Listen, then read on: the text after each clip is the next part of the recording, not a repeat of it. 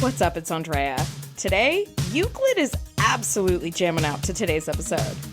Worf's surprise party didn't end in a bloodbath, so we're a little skeptical of his skills, and we ask the question, where is Geordi's post-mortem uniform? Stay tuned.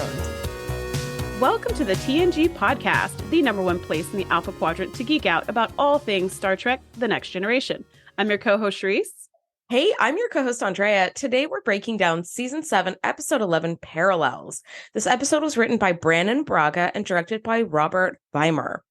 Lieutenant Worf returns from a Batleth tournament and starts to slowly discover that he is being moved across parallel universes. So we've got a little like alternate universe stuff happening. We've got like a nice little splash, a soupçon, if you will, of like string theory, which I'm like extremely excited about. So yeah, it's a really, really fun episode. Yeah, if I had a nickel for every time someone got excited about string theory in an episode of anything, it'd probably be like 3 nickels, because I think they've done this a couple times. And I agree with you. So cool. Well, today we have a special guest joining us. And this special guest has been on our show a couple of times. So I want everybody to give a round of applause, even though we can't hear you. You can hear you. For David White, who is joining us again. And David White is a voice artist and video and a podcast producer. He's also the co-host of the Permission to Win podcast. He is a Star Trek super fan who originally got hooked on TOS and has since watched all of them, every single one that's available. He's watched them. And today he's joining us all the way from, I put a little town near Nashville, but you're actually not near Nashville now. I am not. I am up near Bristol, Tennessee, Kingsport, Tennessee, Johnson City, Tennessee, the Tri-Cities, as we call it. Okay, so as a LA girl, I'm going to say that's all pretty much the same to me. So you're in Tennessee. You're in Tennessee. You're in Tennessee, exactly. The state of Tennessee is where you are located.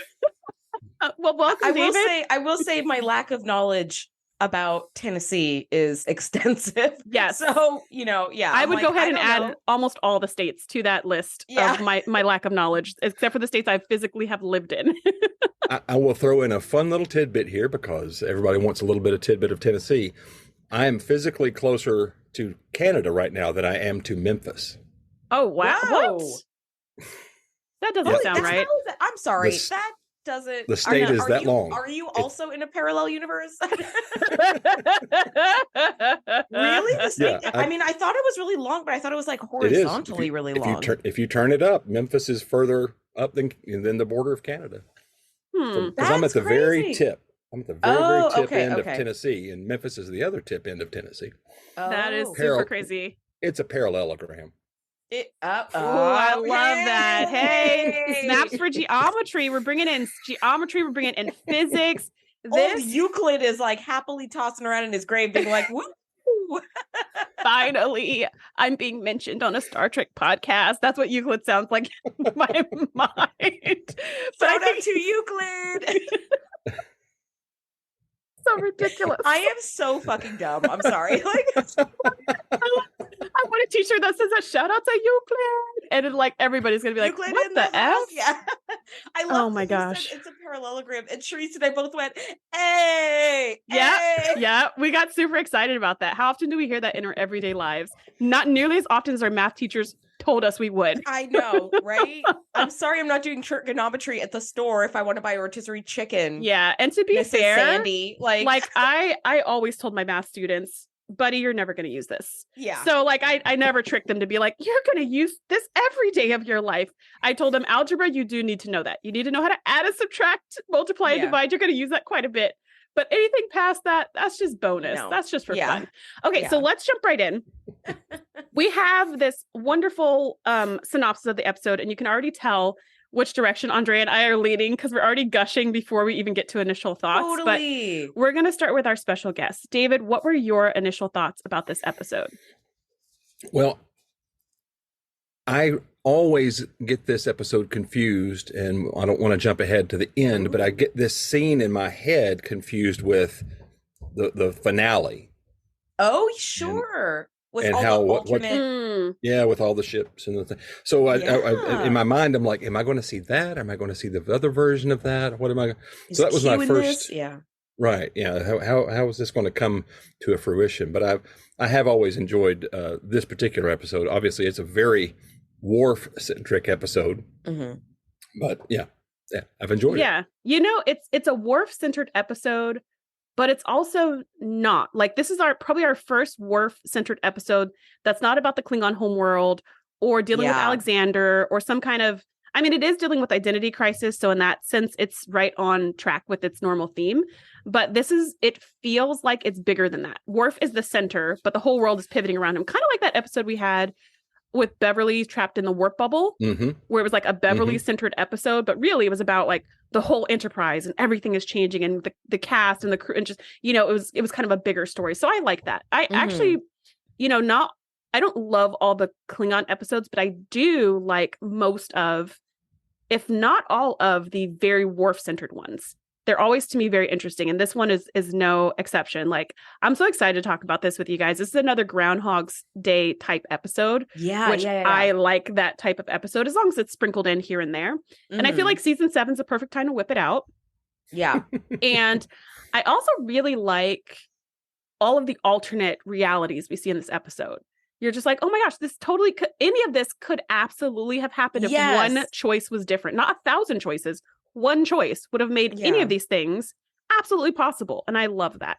Anyways, I'm rambling. Andrea, initial thoughts? No, I mean, same. I do love thinking about, again, God bless an Elcar's display, because when Data does stand up in the observation lounge and he's like, this is what we think is happening, it looks sort of like a tree of life, where just like lots of branch points and nodes that branch off to other branches. And I think that's really cool. It was beautiful. I always enjoy this episode.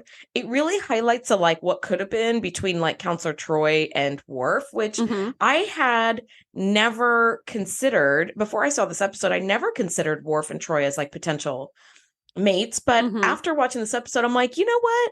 I actually could see that. I could see that because they're opposites in terms of energy. They can kind of like complement each other. Plus, jumping ahead, I love seeing all the different realities breaking into the one that Worf is currently in, and seeing that like Borg wrecked Enterprise, and Riker's looking like real rough and his beard is long. He's got the crazy look inside. It's like, oh my God, like what is happening in this reality? So I really, really do. I do really love it a lot. This episode is really fun. And when I watched this episode, I had to stop like every 2 seconds to take notes because a lot was happening very quickly. Yeah, same.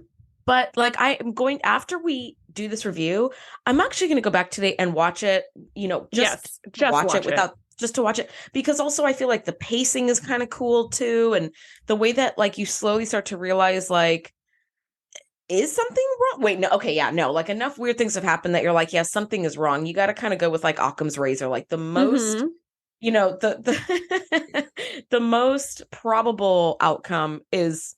Yeah. The simplest solution is it. Yeah, the simplest solution is it. And like, and I do love that. Yeah, it's a fun episode. I totally agree. I feel like the shifts are very subtle and then they become more dramatic, but they're subtle enough for you to be like, wait a minute, was that different? Like, wait, am I going crazy? And then Worf points it out. You're like, oh no, wait, that did that happen? Like, I like that. I like that they are pulling us in as the viewer to be just as confused. And then we're just as like, no, something is happening. You guys have to listen to him. Just like they put us, they do a really good job of putting us in Worf's shoes. So we start out with this episode with Worf inside of a shuttle, and he's making a personal log about him returning from a Batleth competition where he won champion standing. So he was the #1 winner who like beat up all the other Klingons. Good job, Worf. And the thing I want to point out was that his shuttlecraft is called Shuttlecraft Curie, right? Which is named after Marie Curie. And I was like, now I know she was like a physicist or something and like the first woman something. Let me go look this up because I didn't remember all the details. So she was a total badass. Yeah. So I just want anybody else who kind of recognizes this name or doesn't recognize the name, you're going to recognize it now. She was a Polish-French physicist and chemist who was studying radioactivity. She was the first woman to win a Nobel Prize. She was the first woman to win the Nobel Prize twice. And she was the first person to win a Nobel Prize in 2 fields. What? Physics and chemistry, which is just like, huh? Like, yeah. So if anyone deserves a shuttlecraft on Star Trek named after them, it's is her. Madame Curie. Yeah. And her husband was a physicist and chemist as well, I believe. She ended up taking sort of like the meat of the attention, because they were like, what? A woman can do this? You know, kind of thing, right? But like, how is that possible? Right. But she and her husband both died due to like radioactivity exposure over time, because radioactivity exposure is cumulative. So you take some hits of radiation at some point and you're not like, well, my body's gonna like work that out and be fine. Like, no, the residuals and damage stays there. And if you keep getting exposed and exposed and exposed, like, it causes some really scary stuff. But I think she ended up, I'm just sort of pulling from memory here, I think she ended up having to be buried in like a lead-lined coffin. Oh my gosh. There was so much radioactivity in her body? Yes, how radioactive she was when she died. Yeah, it was She had a half-life. Oh my gosh. Oh my gosh. That was funny and also slightly inappropriate, but mostly really clever. So I don't know, like plus 10 points, minus 5 points, total 5. We'll give a total 5. Yeah, wow, David over terrifying. Here with the parallelogram. You're getting MVP of this episode today. I mean, obviously. Nice. Marie Curie was incredible. I know. Gosh, Did you notice, so by terrifying. The way, in this? I know. I will say, like, every year, I don't know why, but I think one summer I ended up watching like the Chernobyl miniseries that's on HBO, and it's, oh my God, it's so well done. But it's like very terrifying and scary because it shows like what radioactive damage does. And I watched it one summer, and so like when now it's a tradition. Now it's a tradition. So I would like listen to the companion podcast, which is also really well done because it's by the creators. And I would listen to it driving to my summer school teaching job. So now when I drive to my summer school teaching job, I'm like, wait, something's missing. I need to be listening to that podcast. So then I rewatch the miniseries every summer. And my God, when you see what these people, like what radioactivity does is just so terrifying. And here you can't see it, you can't smell it. It's like a billion bullets ripping through your cells. I'm like, you don't know it's there, sorry, right? What? And whenever there's danger of that on Star Trek, which is quite often, right? There's always some radioactive something that they're flying through. They just use a hypospray. And I'm like, yes, please. Can we get on that hypospray technology? Like, what are we doing? We got 3D printers. That to me is like a replicator. So I think we're good there. We're got virtual headsets. I'm going to call that the holodeck, but we still don't have this hypospray. So get on that, transporters. Yeah, let's do that. The hypospray. I'm not getting on those. I'm not getting on transporters. We have had too many. I'm just going to be Pulaski. I'm going to take a shuttle. Well, considering they're not going to Beverly and Picard got like kidnapped through a tractor beam hitting a trip. Come on now. No, I'm good. Well, did you notice in the log that Worf is making, he's like, several contestants were maimed. Yes. But I won champion standing. And I was like, just casually like lopping off people's eyebrows or arms or some shit. It's like, oh my forehead gosh. ridges. Yeah, that. Did you notice how cool his trophy was? Oh my God. It was like the most Klingon throwing star thing I've ever seen. Inside of an orb. I was like, oh my gosh, that is the most dangerous award I've ever seen. Perfect to have around when you've got a little kid that's curious about touching everything. I was like, Jesus. That's how kids learn. He's not that little. Well, so guess what? Something I love about this episode is there's a lot of throwbacks. There's a lot of return tos. So we've got a return to the Argus Array, which I was like, the Argus Array is back. Starfleet is starting to think it's more than just a simple malfunction. This is the third time like it's been acting up in so many weeks. If you recall, that strange probe next to the Argus Array is what like zapped the ship and smartified Barclay in season 4, episode 19's The Nth Degree, when he gets super smartified and takes over the ship through the holodeck. Yeah, but I was like, hey, the Argus Array is back. The Big Head Barclay episode. Yeah, I was like, I said the same exact thing, Andrea. I was like, the Argus Array? The same Argus Array? And it was like, well done, Star Trek. Even that piece, because this whole episode was about like boomerang effect. But even that piece was just really lovely. And it was the same, like they used the same graphic that they did back then. And I just love that continuity. Yeah. Anyways, but the point is that there's something wrong with the Argus Array.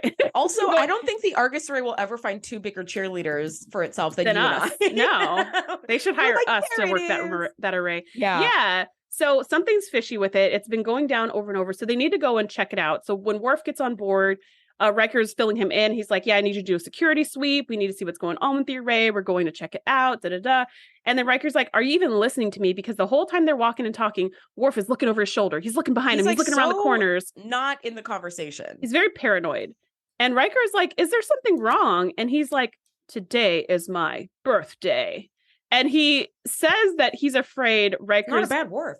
Yeah, he's afraid that Riker's going to throw him a surprise party, but I forget how he says it. Like something like, "I'm concerned the crew is going to accost me with an unscheduled event," or something. He says something like that. Yeah, and Riker's just like, "A surprise party? I hate surprise parties. I would never do that. How dare you, Worf?" I was like, Riker, if anybody loves a surprise party, it's you, buddy. It really is. But he says, "I would never do that to you, Mr. Worf.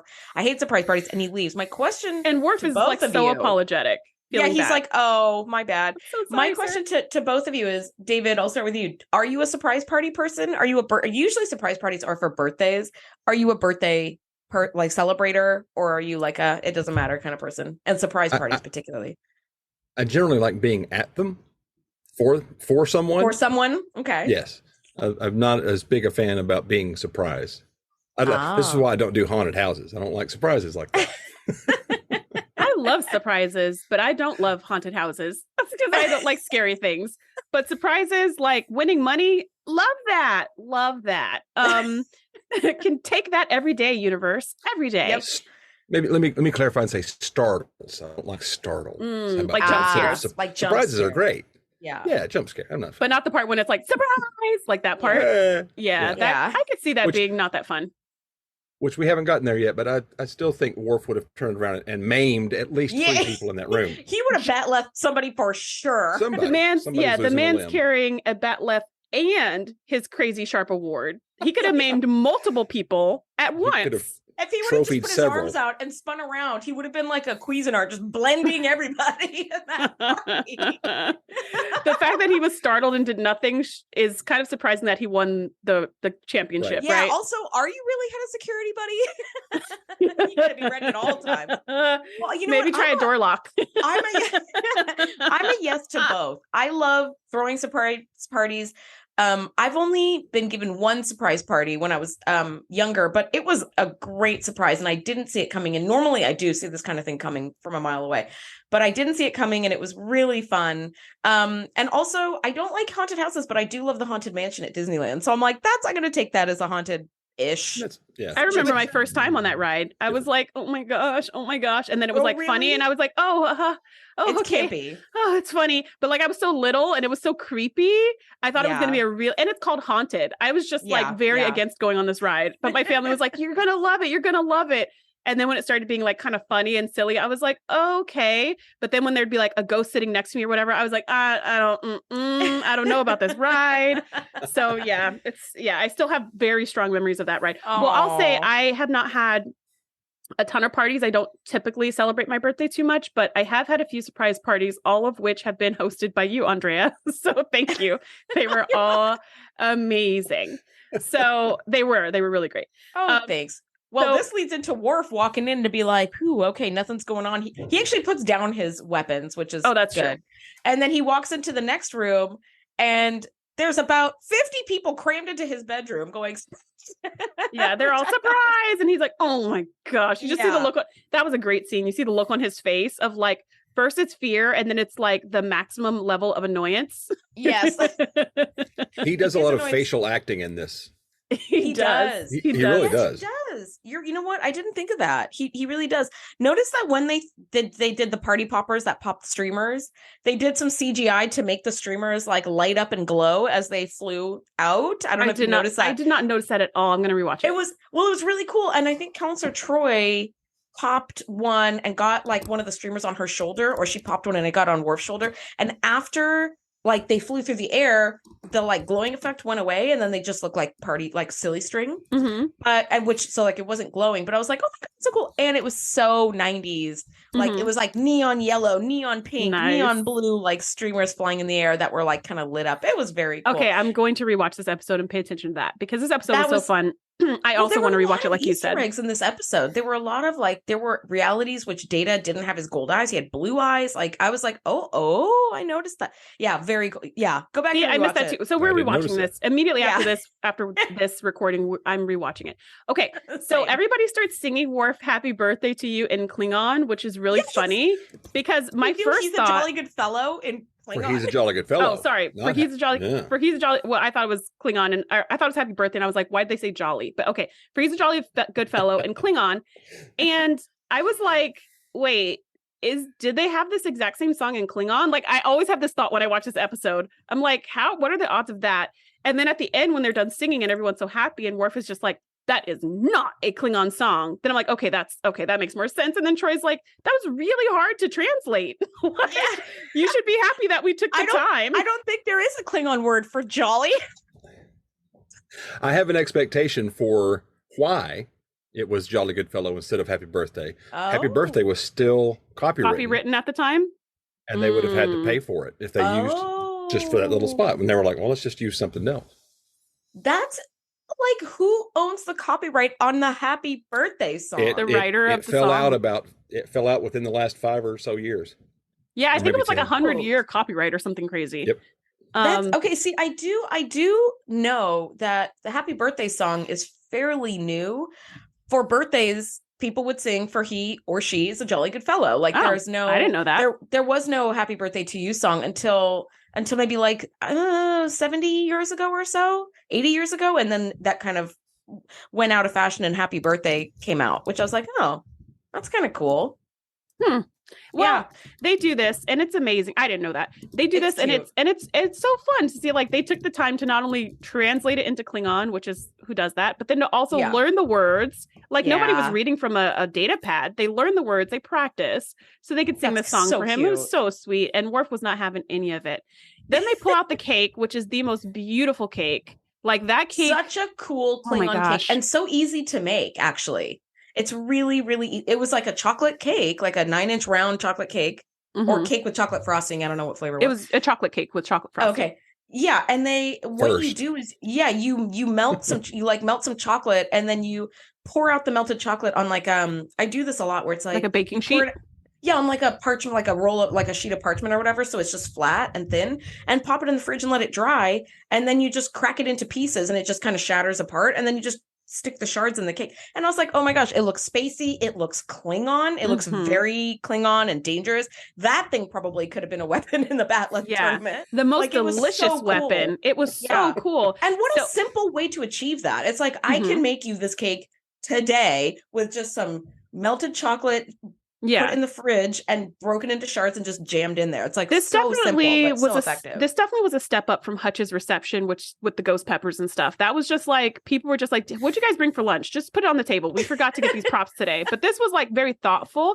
And they made a point to show how cool the cake was. They made a point of showing Worf cutting the cake. They made a point of passing around the slices, because that's the very first thing we see change is the type of cake. So like they made a point of drawing our eye to that, which again was very subtle. And it wasn't like, hey, everybody, look at this random thing. It was like, well, of course we'll look at the cake. It's a birthday cake. You know what I mean? It was just very centerpiece of the party. It was a seamless thing to point out. So anyways, Data gives him this painting, which is important because the painting keeps moving around and changing. But Data gives him this painting that I thought was really, really cool. And he's like, oh, it's my, interpretation of the Battle of Heros. And Worf is like, oh, this is great. Yeah. Like, he's not into this art. And Troy's like, wonderful. And starts taking stuff off of Worf's wall and hanging it up. And I was like, girl, you can't redecorate somebody else's house. What are you doing? That was so rude. Somewhere. I was like, excuse me, my grandfather gave me that shield. Yeah. Yeah. And like, don't touch stuff like that. Yeah, no, I absolutely am like, Troy, I get that you guys are all friends and you've been through some stuff, but like, maybe ask before just like redecorating someone's living space. And he's like, what are you doing? And she's just like, it looks better there. I'm always saying you need more art. Girl, if you don't sit down somewhere. But anyways, puts that up and then go ahead. I love how it's like, I think it was last week where you were like, Pram, if you don't get out of this meeting, like, I love how you're just kicking people freaking out. Pram shouldn't have even been in there. Why was he even on the ship? Man, go do something useful. Go run a scan or something. Grab a report. Do something, man. What are you doing here? Standing there to watch people work. That is so irritating. Shereese was so spicy today. Like, it's just, I'm dying over here. Now Riker is like, hey, Captain Picard wanted to attend, but he was needed on the bridge. And conversation continues and flows. And then Picard is like, so how old are you? And but this is right after Geordi comes in. And I want to point this out because Geordi's like the key to all of this. But when he walks in, I did not remember. Yeah. When he walks in, he sees the painting on the wall that Troy's lovingly looking at, and he goes, Battle of Haros, right? I was just like, that's right. Hilarious. Like, right. And Data painted this like very expressionistic style. So it was just like, it's like splashes of red. I'm sorry. It looked like a toddler painted it, like a precocious toddler. But you know what? I disagree, because I have taken up painting and I couldn't have made the painting he made, because I could see the buildings in it and I could see the fields in it, even though it was like expressionistic. So it didn't look like anything specific, but to me, it did look like they actually hired someone to paint it. Like they didn't have one of their kids do it. Yeah, somebody totally painted that. But I did think it was funny. Here's some headcanon. He painted it with special inks, and it's like one of those 3D printings like they used to. Is like a dot painting? Yeah. But Geordi's visor could pick it up, and then you could see the layers of pigment and. Now, see, that's good headcanon. That's good headcanon right there. That sounds exactly like what happened. So Geordi walks in as soon as he talks. That was it. Yeah. Yeah, that's what happened. So he's talking to Worf, and Worf gets a little bit dizzy. And when he opens his eyes, Picard is standing there, and he's like, "So how old are you?" And they're all eating cake, and the cake is now yellow cake. And Worf is like, frosting. Wait, I thought it was chocolate cake. They're like, no. And he's like, I thought you couldn't come, sir. And Picard's like, I wouldn't miss this for the world. And this is when Worf starts going like, okay, well, I guess I just. Yeah. So at this point, nope. I would have been like, that cake was chocolate. I don't know about Picard showing up, but that cake, I would have been like, I was expecting chocolate cake. If this would have been, cake is yellow. No, look at my teeth. Just look at my teeth. It's still got chocolate in my teeth. Still got chocolate in my teeth. Come on. Yeah, you know what? If this episode would have focused around you, it would have been solved before the credits started. It would have been solved. It would have been solved at the cake. So if they didn't have cake, if they would have went with a different item, I might have been like, oh, the painting was a little different. Like maybe. Yeah. Maybe Picard showing up, I would have been like, wait, I thought he couldn't. I guess he could come after all. Cool. Stuff is like seeming a little bit off here, but it's just not enough. Like it's subtle where you're like, well, maybe it was like, I did not notice. I noticed the cake had chocolate frosting and chocolate shards in it. Right. I did not notice the color when he cut the cake. Yeah. So I was like, well, how would anybody have known? Like it was covered in chocolate frosting, but like, I don't know what color the cake is inside. So I did not notice that. And Picard being like, oh no, I wouldn't miss this. It's like, well, maybe Riker just like got some bad information or something, like, or something changed and he was able to come. Yeah. So it's like, okay, this is all subtle enough that I don't have to worry about it. Now the Argus array is working just fine now. And so we're like, what? So Starfleet, we're on the bridge now. They got a report that it stopped transmitting images 6 days ago. So it's like, okay, I thought you said the Argus array was having problems. Yeah. So Data's like, oh, it's working perfectly. It hasn't stopped working. It's just started transmitting the data it's getting to a different place. It stopped transmitting the data.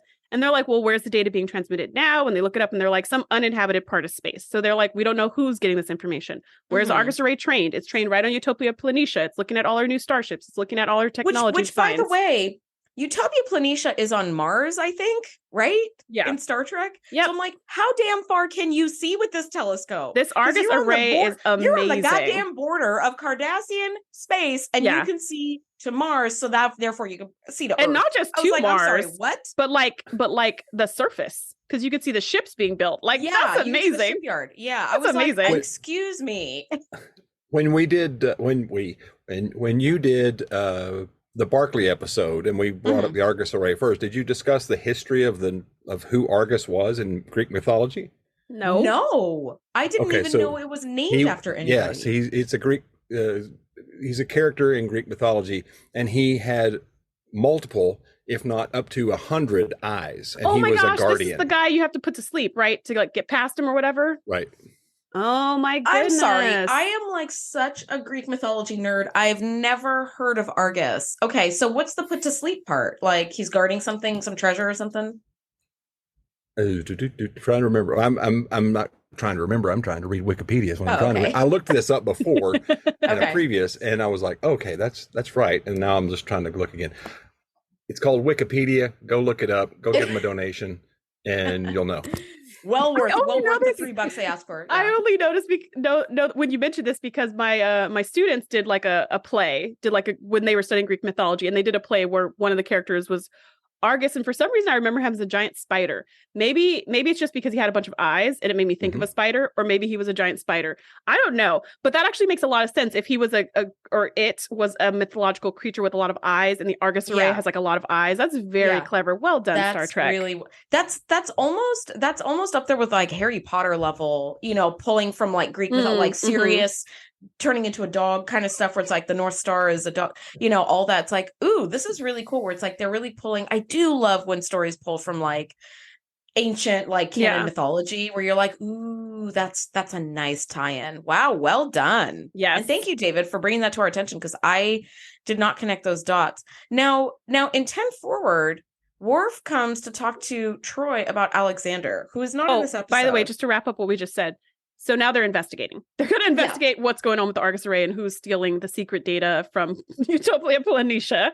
Yeah, because that's like the newest ships are being built there for the Federation, and we don't need people having those secrets. We don't pull our shades down when we build them. So yeah, we really don't.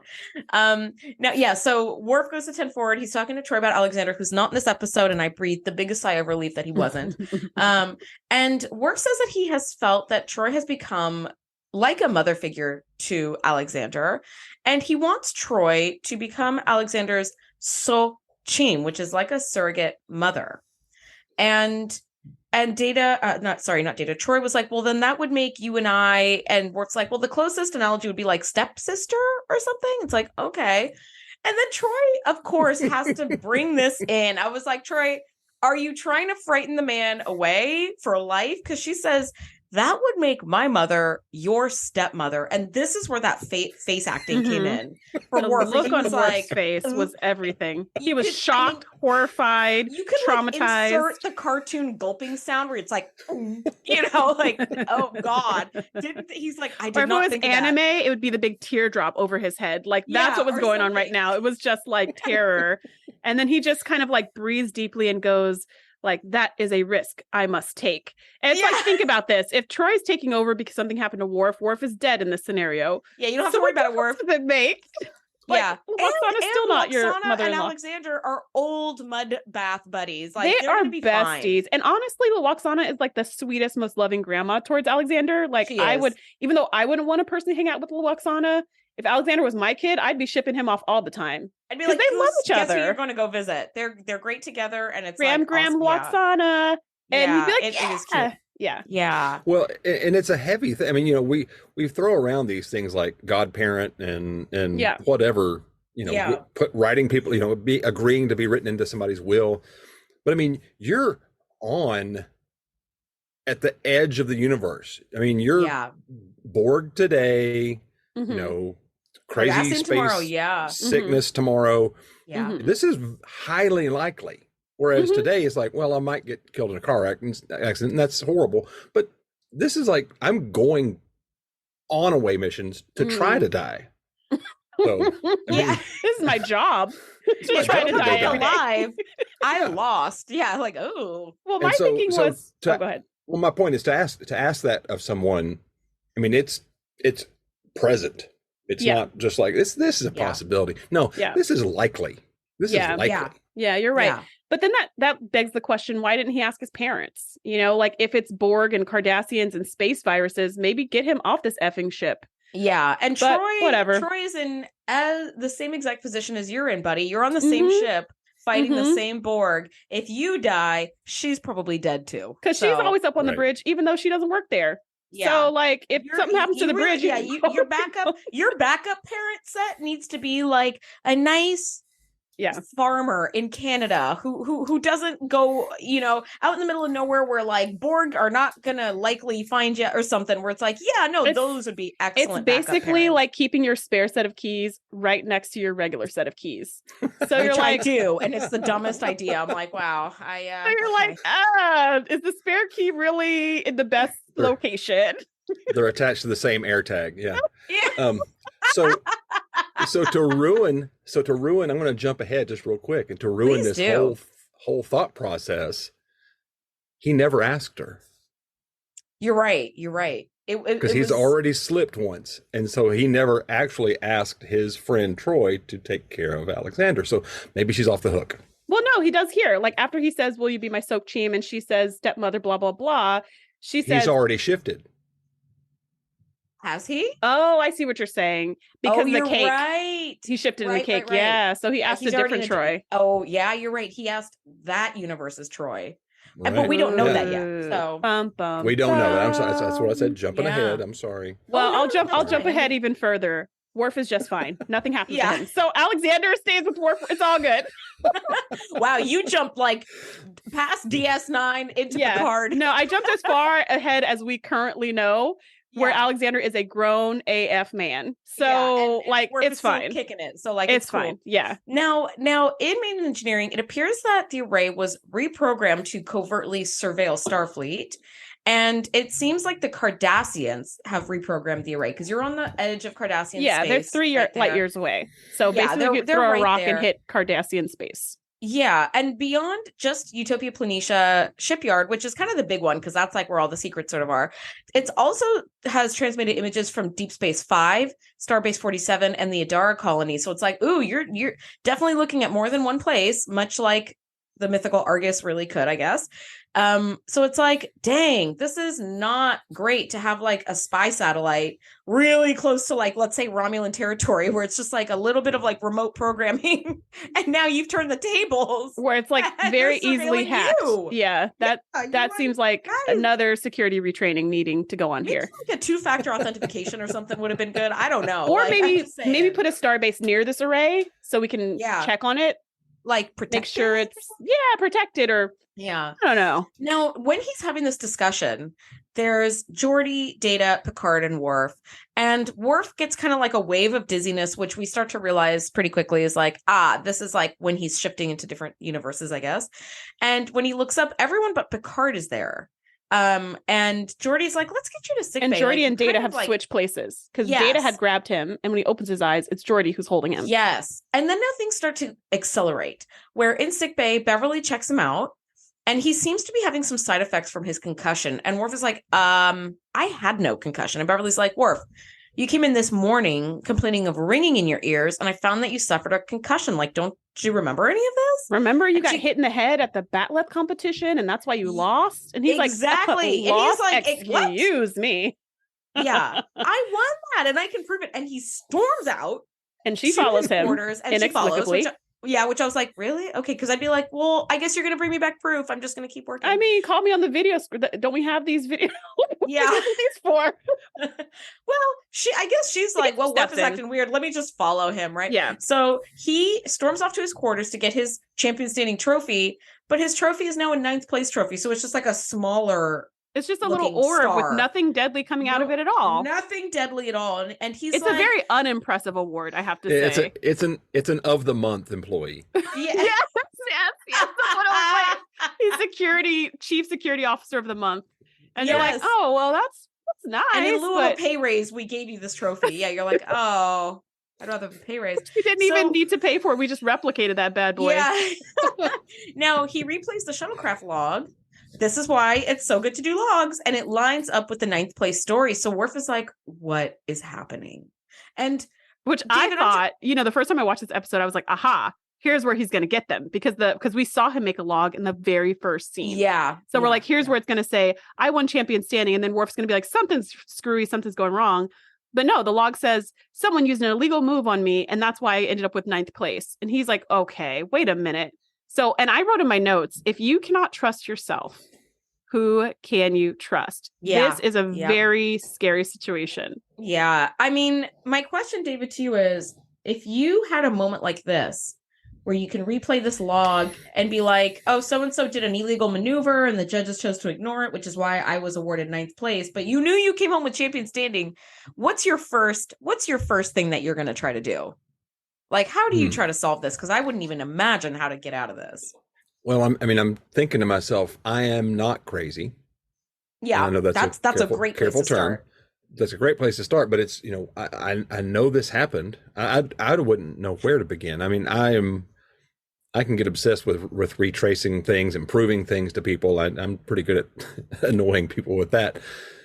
I don't even know where I would begin because, I mean, that's the one real piece of evidence. And then you have to figure out what where was the shuttlecraft? Did the shuttlecraft go? And then you start talking to people at the event. Then you go, I mean, that's a lot of Sherlock Holmes that you've got to go do.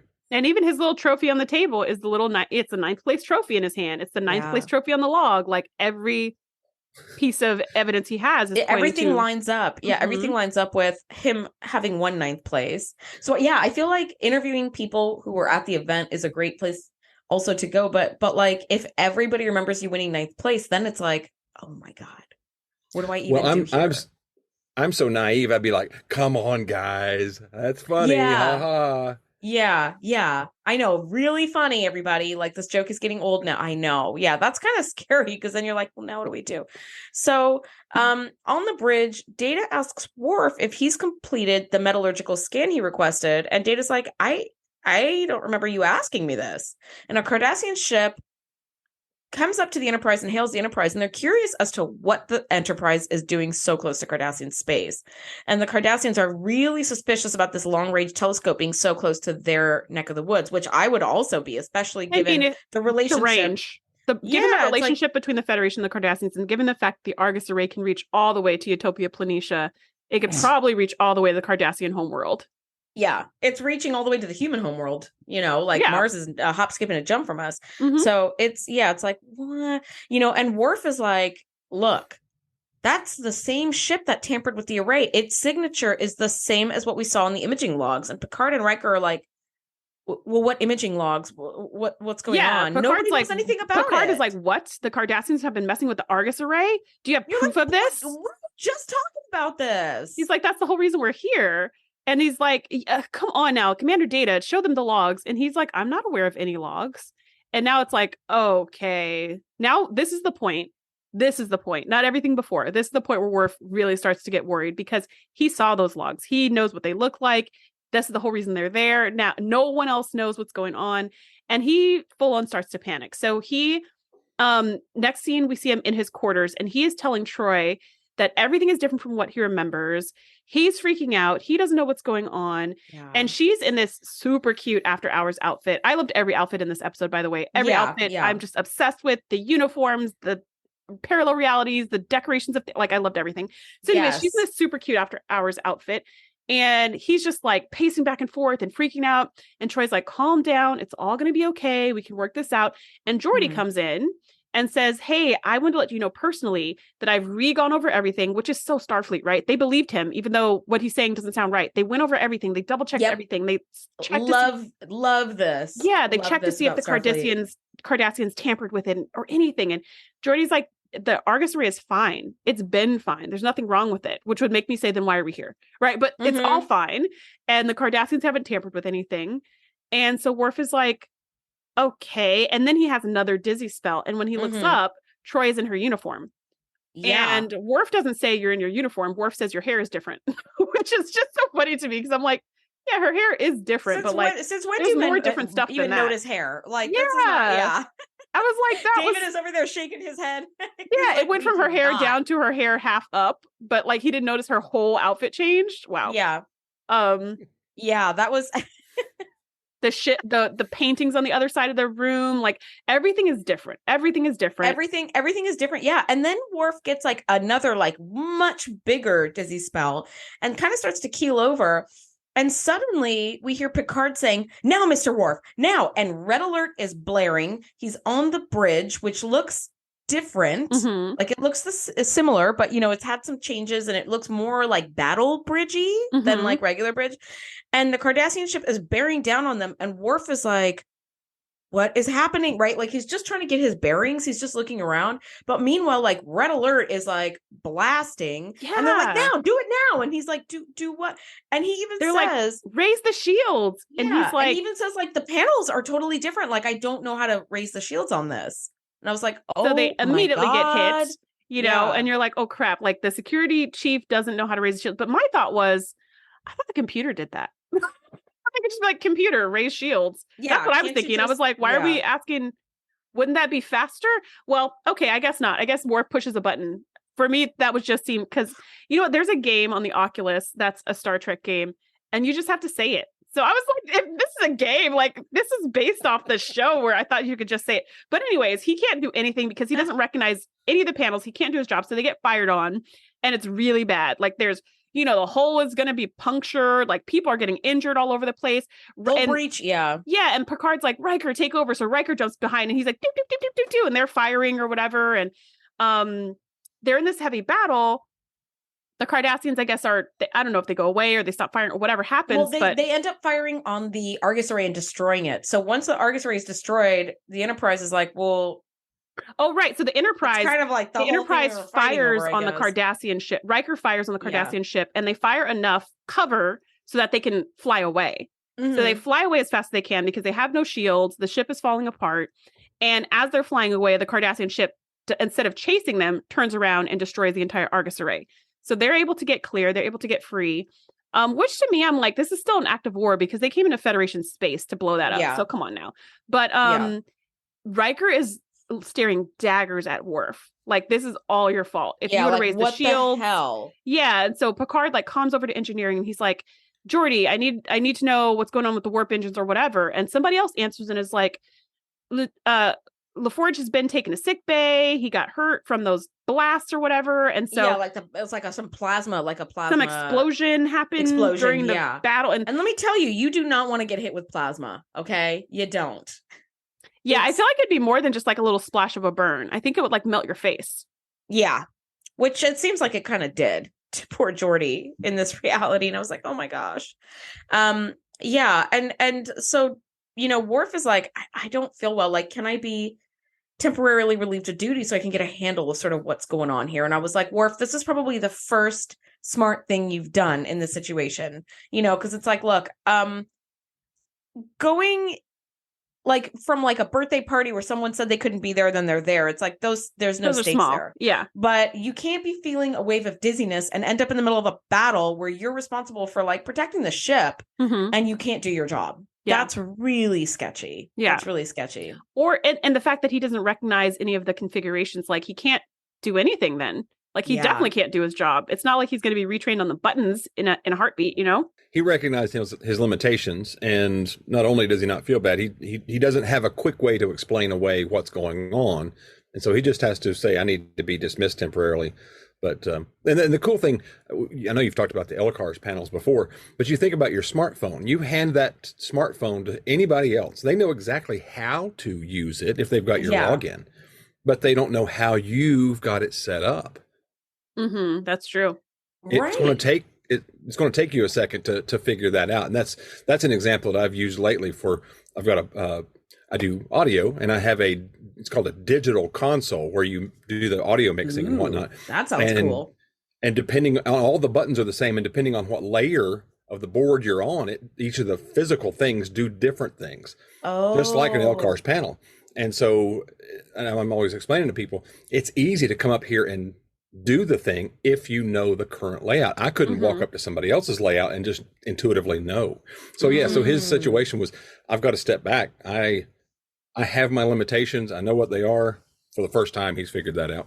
But after all these casualties, and it's so sad too, because it's like, it's not your fault, buddy. Like, you were just shifted into this reality right during a battle. Like, what were the odds? But apparently very good, because they are the flagships. So good thing it wasn't the Borg. This is good thing it wasn't the Borg, because everybody would have been dead AF. But like, right.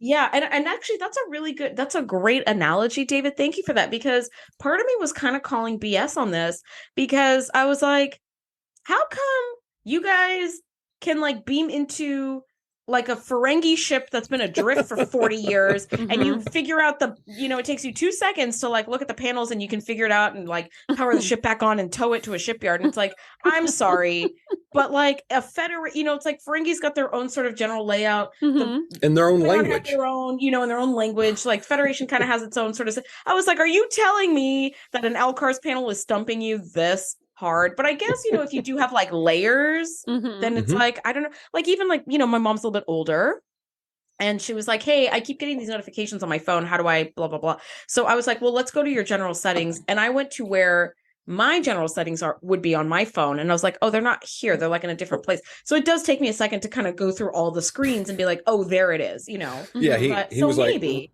raise shields, and he was like, hold on, and he hit the search function and he typed in shields. Yeah.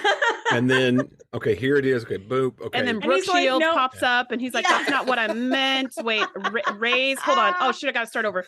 RAI. And at this point, they've been fired upon and 10 the times. S button is not working. Yeah. It's like raise. Yeah. Cut the theme. Yeah. So Now, Worf gets into his quarters, his which quarters, have changed again. And there was these beautiful spiky flowers on the table, which is kind of like, again, like a woman's touch, but very like spiky flowers. So it's kind of like a cool Klingon-y feel, but also very beautiful and light and proteas. soft. Those are proteas. They're really cool. Oh, they're real? I thought they were fake. Those are real. No, those are real flowers. They, when I lived in Hawaii for years, they're all over the place. And, actually on my birthday, like one of the guys who worked at the same resort that I worked at, he brought me like a whole beautiful arrangement of different types of proteas that he grew from his garden. And I was like, wow, this is so thoughtful. Thank you. Like he was so kind and it was so nice of him. And proteas all have like different styles and they look like prehistoric. Mm-hmm. They are prehistoric flowers. And they just look like the perfect alien flowers. And I have noticed proteas several times in Star Trek because like there's the spaciest looking flowers. And if you're curious as to what they look like and you haven't heard of proteas before, go onto our Instagram at the TNG Podcast. I'll have some on there. So for those who haven't listened to the episode yet and look at our Instagram, they're like, what the heck are these flowers doing on their page? But I'm putting them on there so that way you can do a little slideshow of them because they are really beautiful, very prehistoric flowers. They've been around since like before the dinosaurs, which is really, really, really cool. Yeah. So it's kind of interesting that something prehistoric looks very futuristic, right? Isn't that so cool how like that kind of folds back in on itself? Mm-hmm. Yeah. It's Time really is a neat. loop, or is it? Bum, bum, bum. That's what this question's all about. So well, we if see only these there was a beautiful nice flowers. LCARS display that can explain it, then yeah. And if only we knew how to work the LCARS display. Not in this universe. Right? I'm still working on my phone myself. So these beautiful flowers are highlighted, and which just makes the scene so gorgeous. And Worf comes in and he locks the door and he's just like, he's pacing, he's freaking out. He's like, okay, let me look at the shuttlecraft logs one more time. So he looks at the logs and now there are no logs. He was never on the shuttlecraft. He never went to the competition. He had to stay and work on the Argus array or whatever the F. So he's like, what? Now it's changed again. Now I never even left.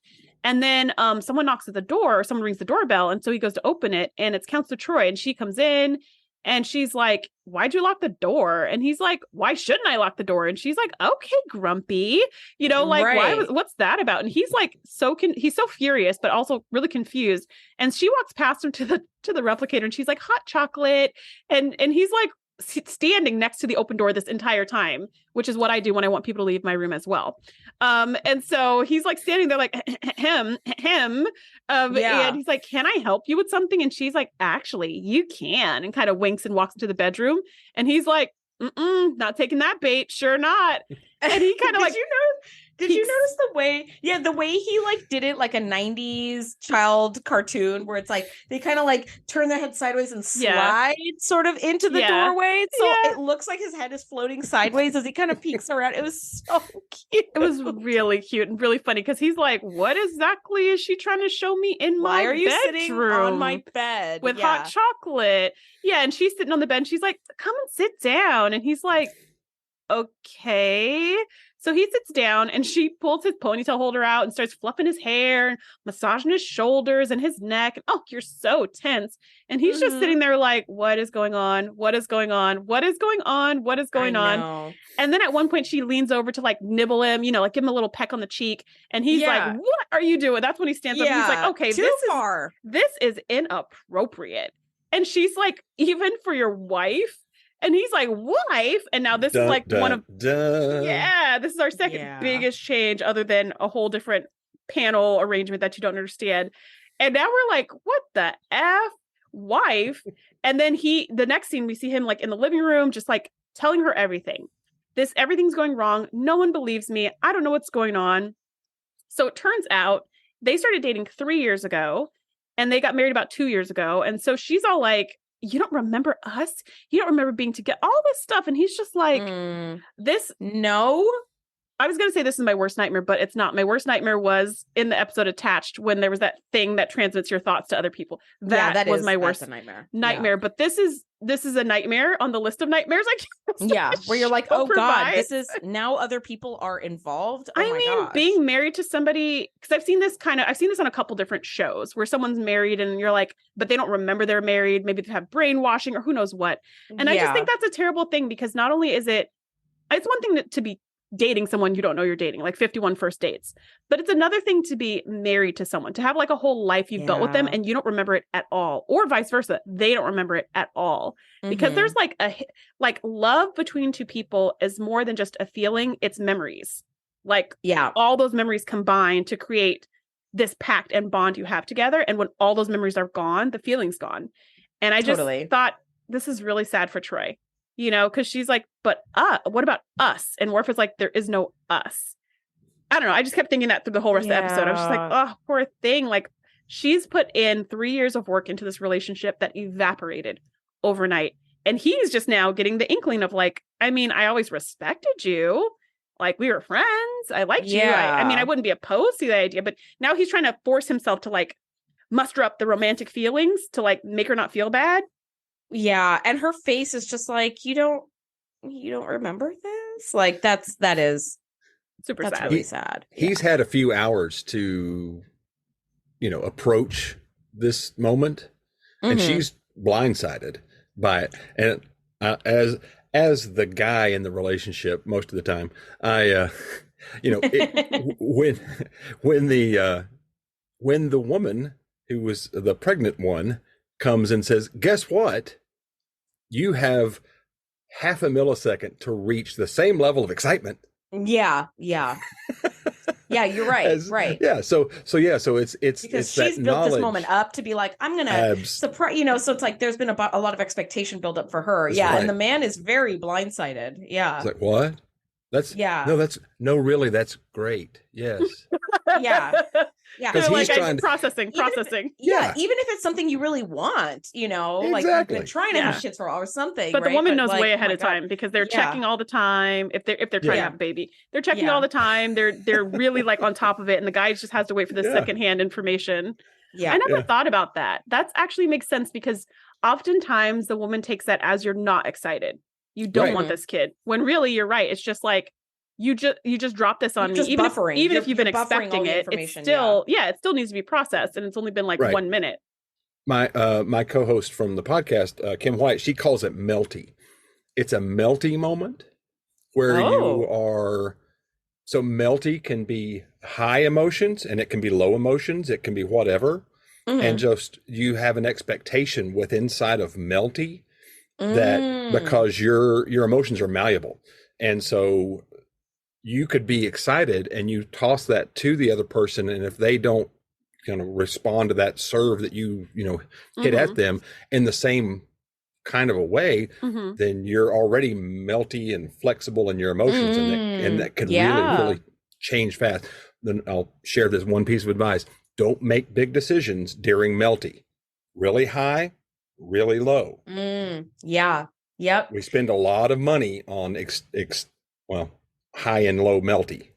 Yeah, that's actually a really good point. I remember my therapist saying, like, during times of duress is not a good time to be making any major life decisions about anything, right? Because how you feel on those extreme highs or extreme lows is not going to be sort of your grounded average. But yeah, melty, that's a fun. Thank you for sharing that. I like that.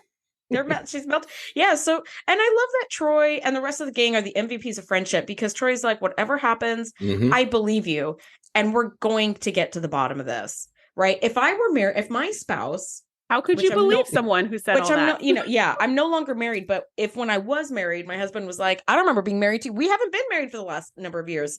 I would not be like, I believe you. We're going to get to the bottom of this. I'm like, don't you remember all the, wait, I've got photographs. We have pictures on the walls. Yeah. Like, what the hell? Yeah. So that's good for you, Troy. Now, in main engineering, Data runs scans on some temporal anomalies, and Troy, which again, MVP, right? Data's like, I'm going to scan every bit of space and subspace to get to the bottom of the fact that you are shifting realities. Yes. And Troy gets called to sickbay. So Worf is like, hey, Data, how long have I been married to Counselor Troy? And, it seems like things became romantic with them shortly after his spinal surgery in season 5, episode 16, Ethics. So nice, another callback.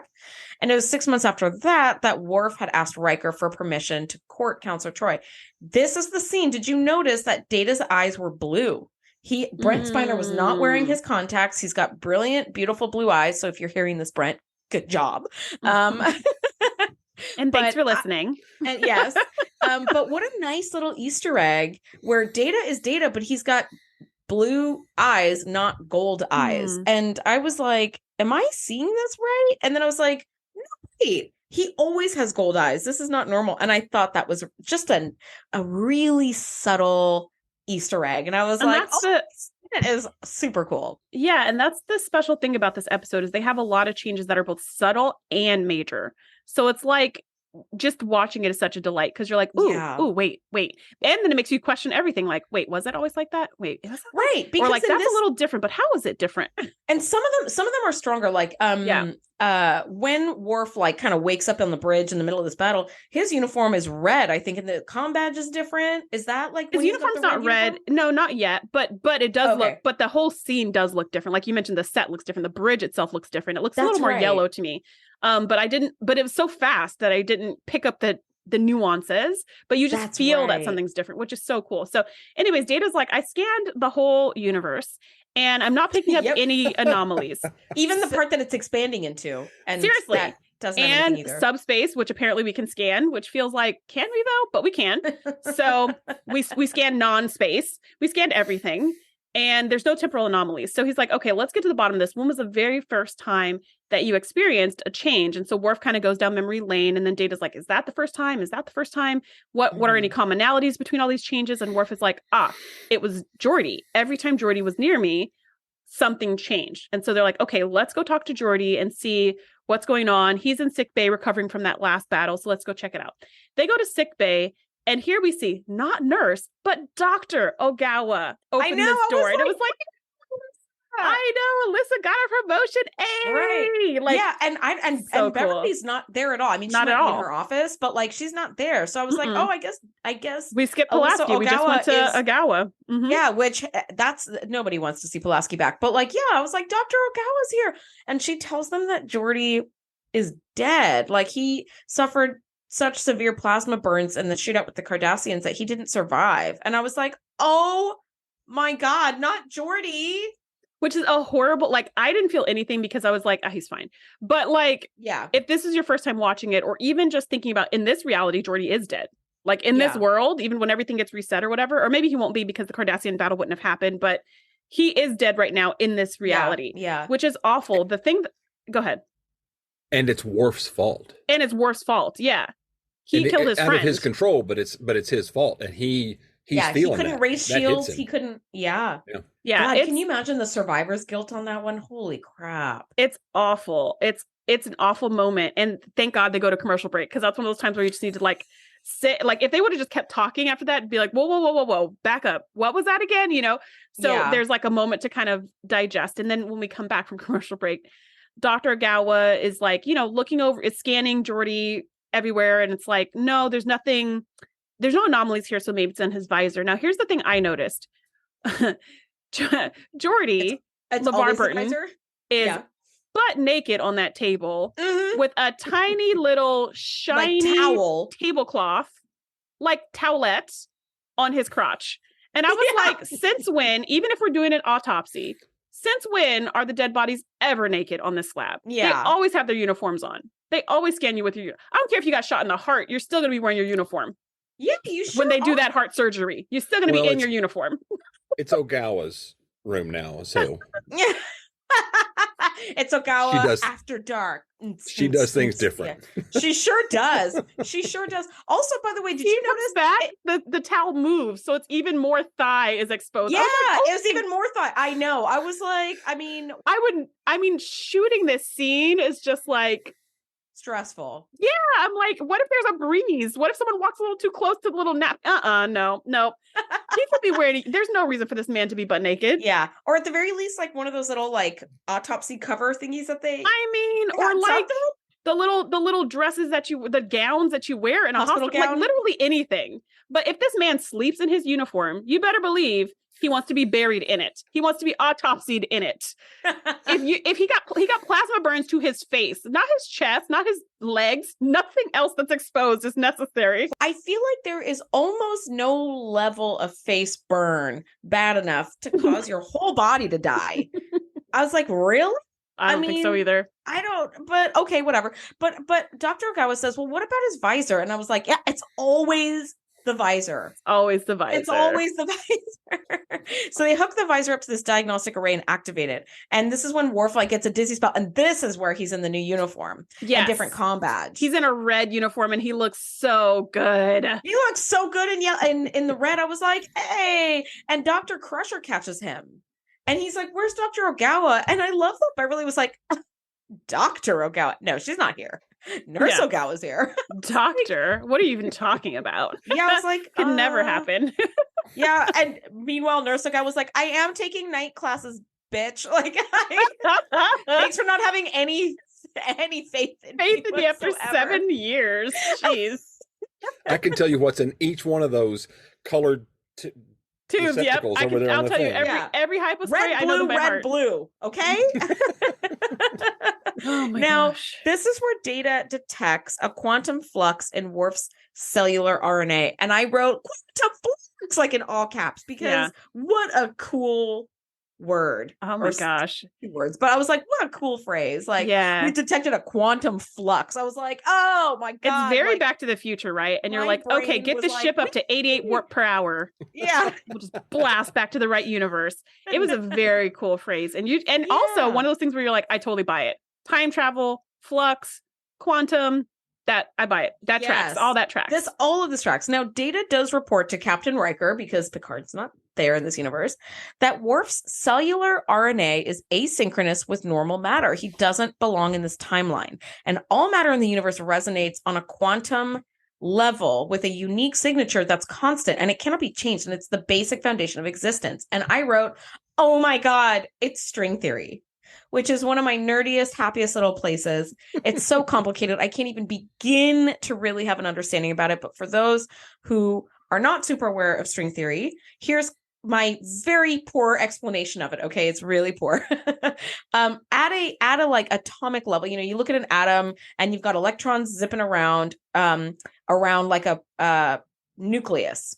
Okay. Now, if you go even further into like subatomic particles, like further and further, you start looking at like quarks and stuff. But if you magnify even further, the idea is, and it's still a theory because we don't have the technology to like be able to magnify further. Everything is vibrating at a very specific frequency. Think of like little rubber bands that are just like vibrating. And all matter in our known universe vibrates at a particular frequency. However, the idea is that if you're vibrating at a different frequency, you don't belong in this known universe. And some phenomenon like this have actually been recorded where they're like, this matter or this antimatter, it's like it doesn't belong in this universe. So the idea is that there are a number of other universes. This is where we go into like multiverses. That's not just a Marvel thing, where you go into these other multiverses whose strings vibrate at their frequency. So if you're vibrating at a certain frequency that's asynchronous with this universe, you don't belong in this universe.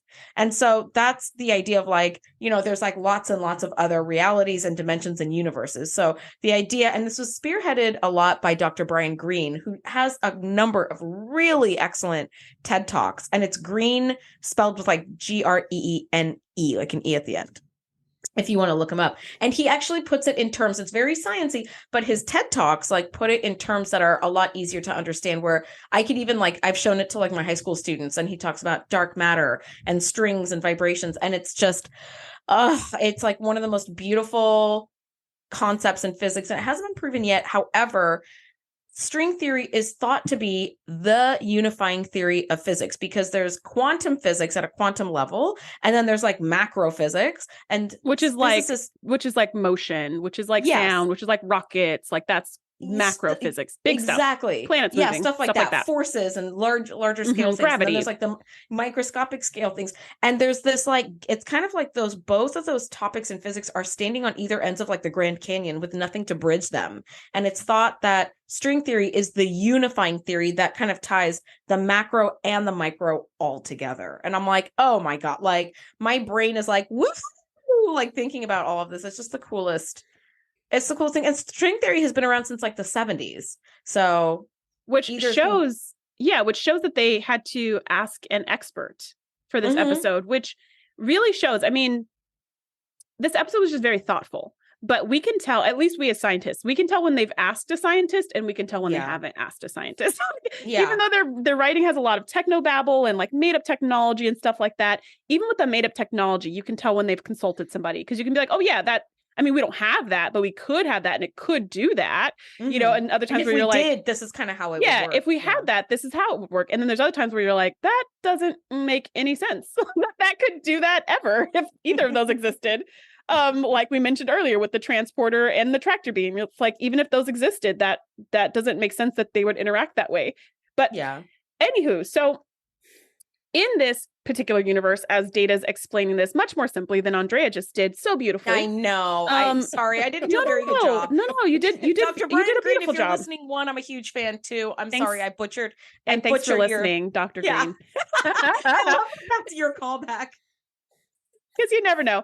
But so Data's explaining this. And so Riker's like, okay, what should we do? Should we like backtrack his course? So they decide to go back to Worf's course from the competition, which in this universe, Worf never even went to that competition. So they're like, let's go back, let's backtrack, and let's just see if we find anything. So they're like, cool, let's do that. Turns out the reason, why Worf is wearing red is because he's the second officer, which is so cool.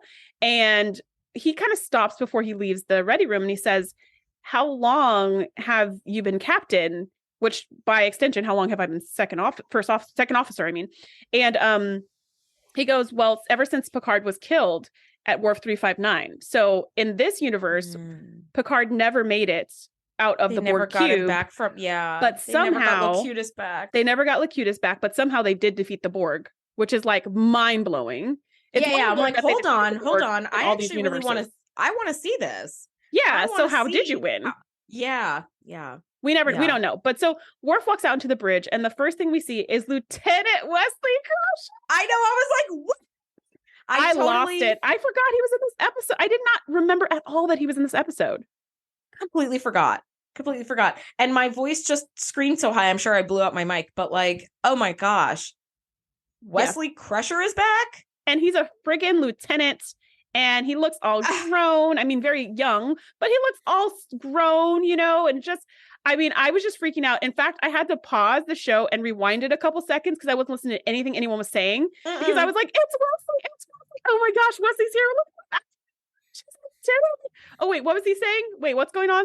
Are they firing on something? Wait a minute. Let me rewind. I didn't even know what was going on in this scene. I totally freaked out. David, and did you see that cool alien at the comms too? Like it's usually the black lady with the little bob who's sitting right there. But this time it was this really cool alien. You got to go back and look at that. Cause I was like, is that Cardassian? But it wasn't. What I did notice was behind Wesley was the giant plexiglass, like tactical station, kind of like on Star Wars, when like the rebels are coming at the Death Star. And there's that one guy at that like plexiglass screen that's just like moving his little light thing. And I've always wondered, like, what are you doing with that? Yeah, no, David's doing it right now where you're like touching parts of the screen. It's like, is this He's doing something very crucial? But I figured, I was like, is this your version of like, World War II with the maps and the ships, and you take the little stick and you move the ships around. So that's exactly what I was picturing. I was like, is that what this is? What do you do with this panel? It's battleship, but in the middle of a walkway. How are you supposed to get from tactical to the science station or whatever? You got to go like all the way around it and come back. I was like, this is not. I mean, again, back to Utopia Planitia. Doesn't make any sense. We need a whole redesign on this bad boy. I don't know what y'all were thinking. Poor David. He's like, by the way, the entire time David has been quiet, he has been face acting everything we've been talking about, which has been wildly entertaining. Yes. And if we did a video podcast, you would have been able to see it, but we don't. We don't, because we're mostly in our pajamas when we do this. Yeah. So yeah. I don't know about I've you. been I'm wearing my doing Starfleet uniform. I've been doing jazz hands the whole time. Yeah. And you've been doing surprise Worf face. You've been doing all his facial acting. It's been great. Well, so David, did you remember that Wesley was in this episode? I completely forgot. I love the fact that it just happened. Nonchalant. Mm-hmm. There's okay. And Wesley's here. And anyway. Mm-hmm. Yeah. And they just, he's just in this universe. And Worf didn't even react, right? Worf wasn't like, what the? He just was like on screen. Like he wasn't surprised. You've graduated? Way to go. Good job. Yeah. What a great, by the way, for Will Wheaton, what a fantastic way to still be like that was in a good cameo. The universe and like such a great cameo. What was that? Like a day or two of shooting? It's like great. And you get to like be back on set. You get to reunite with like your whole gang. Like, oh my God. I mean, snaps to him. Yeah, like, yeah. But yeah, he was. This is a great little scene. He's the tactical officer here, and he's got his hair slicked back. Like he's just, I feel like an old person, but I'm like, oh wow, look how grown he is. I mean, but that makes sense because the last time we saw him was like season 2 or whatever when he's going off to college. So now he definitely does look like a grown up, and it's really, really sweet. And I also feel old, being like, oh, look at him all grown up. But whatever, if we're lucky, it happens to us all. By grown up, like he was 20. like 22. Yeah, yeah, and I'm in my 40s now, so I'm like, yeah, you're still such a kid, but. Yeah, but technically grown. So good for him. Like that's a big milestone to cross those double digits. He still looks 24 today. I know. He really does. He really does. You know what blows my mind is there was this great interview that Will Wheaton did with Jonathan Frakes, who plays Riker. And Jonathan Frakes is like, well, how old are you now? Like, you've got to be like, I don't know, in your 40s or whatever. And Will Wheaton says, I'm the same age now that Sir Patrick Stewart was in season 1. And Jonathan Frakes just looks at him like with his jaw on the floor, like, what? Time flies. I know. I was like, oh my God. That like, no, you can't be that age. You stop aging at like 20. Okay. Yeah. At like whenever we see him next in season 7, which is just like a one throwaway kind of episode, I'm like, no, this is the last time we see you. This is your, but he does, for those who haven't seen Picard and are on the fence, he does also have a cameo in there too. And it's very, very cool. It's a really cool cameo. And you're like, whoa. It's definitely like worth watching. It's definitely worth watching Picard seasons 1 and 3. Season 2 is, if you haven't seen them yet, I would say if you like this show, you will not necessarily like that show, but it's interesting and it does give you kind of a where are they now, at least with Picard. So anyways, okay, coming back to this episode, Data finds this quantum fissure with this ion trail going through it. So basically he finds this little snag that Worf flew through that's completely invisible, which is why Worf flew through it. It's kind of like the radiation we talked about earlier. It's invisible. It didn't have any, he couldn't feel anything. There was no turbulence.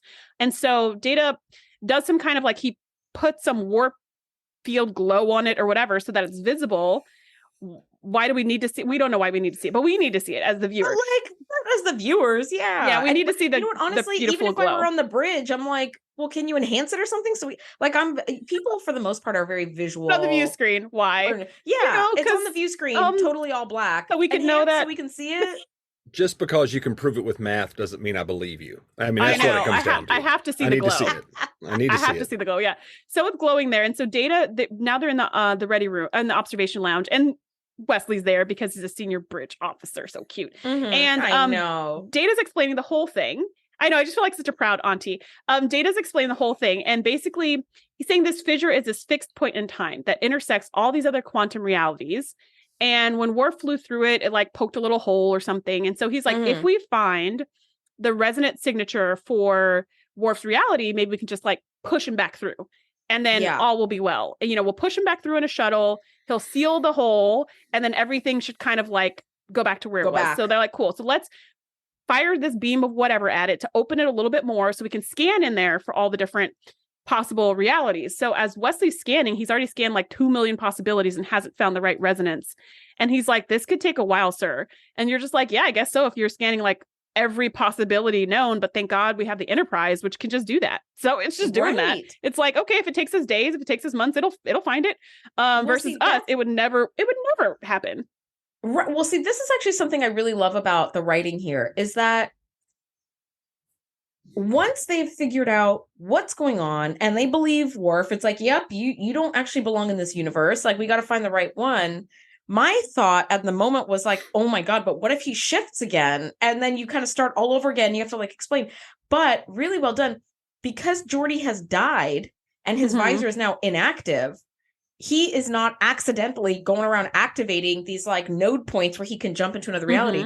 So Worf is stuck in this reality until they get a solution to get him home. Yeah. So which I thought was really, really good writing because what happens if he shifts again? Now you're back at square zero and you got to like convince the crew again that you're not, it depends on where he shifts because the last time when he shifted in sickbay, he shifted to the reality where Beverly Crusher was the doctor, but they happen to be doing the exact same experiment over Geordi's dead body.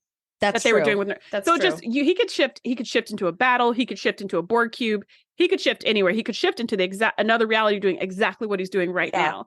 So yeah, you're right. So here's my question, and realize that Star Trek wants to entertain us first, sure, and then make us think about things second. But they don't want us to think about things while we're being entertained. They want us to think about it later. Yeah. Makes sense. But that's what I want them to do. Because it's kind of like sitting in watching a magician. You know, they're going to just distract you with obviousness over here and all that to say, what happened to all the other Worfs? Was it they're all there. Was it intergalactic volleyball? No, I think it seems to me that his mind is shifting, not his body. And here's why I say that. I never even considered that. Here's why I say that. Because in a few scenes, when we see all the other ships, all those ships have a Worf on them, including his own reality. Even his own, yeah. His own reality has Worf doing Worf's job in his own reality. About that because I was like, when shouldn't he be gone? Ship, we're jumping ahead. But like there is a Worf on the bridge. I'm like, but then what the hell happens to that Worf? Because he's like, what do you mean Worf is trapped in another reality? I'm right here. Hey, you know. So there. Meanwhile, Nurse Ogawa is like still doing her night classes in the corner. Also, she's like, I'm also still here. So when he shifted into, ray shields or fire or whatever it was that he was supposed to be doing, that Worf that got pushed over onto somebody else's ship automatically just fired on somebody, and they're like, "What are you doing?" Yeah, I don't know. That Worf's surprise party ended up as a bloodbath. I do like the mind shift answer. That mind shift answer works really well as opposed to it does. Yeah, I don't think his body was shifting because that's why when his eyes open, he's in a different uniform or his hair is different or whatever. Like if his whole self was shifting, some physical characteristics would have to continue to shift with him, right? So I don't know. They don't explain that. I'm going to fight this one more second, but his quantum resonance is different. So. No, that's true. And his RNA, that is true. So yeah. So maybe his body is shifting. Oh my God. We'll do 3 more episodes on this topic, just this one topic, and then we'll. That's a really good point. Yeah. Because you can't have it both ways. His mind can't shift and you can't have it both ways. So yeah, his body is shifting, but also duplicating. I did not think of that at all. I didn't even, you're right. First of all, I just thought his body was shifting, which I was like, oh, that would explain the resonancy RNA issue. But then why does Worf's correct universe have Worf in it already? It's like Worf rotate. Yeah, that's right. It's like stations. Yeah. Jump to the next station. It's super. This is a super interesting one. This episode is great for stuff like this because it really pretzels your brain, which is what great Trek is supposed to do. It's supposed to thought provoke. Yeah, I agree. And before we kind of get to scanning more of these realms, we take a little brief detour back to Worf's quarters where he's talking with Troy. And basically she's really sad because she's like, if this all works well, there's a possibility that you won't come back, that my Worf won't come back. So that's back to that body shifting thing, right? If Worf's whole body is shifting and this Worf goes back to wherever he belongs, there's a good chance that her Worf gets lost in the ether or bumped to his new reality or something. Yeah, and she's like, my Worf might never come back, which is really sad. And she's like, what about our children? And he's like, wait, what children? So it turns out they have a little boy and a little girl, 2 and 3 years old. So that means they got started on those kids like immediately, because they've only been together for 3 years. So how do they have a 3-year-old? Really, like right away. And Worf goes, what about Alexander? And Deanna goes, who? And I was like, stay in this universe, buddy. this right here is the one. I'm okay with this. I'm okay with this one. Sorry, Alexander. Oh, rest in peace, Troy. Alexander. But poor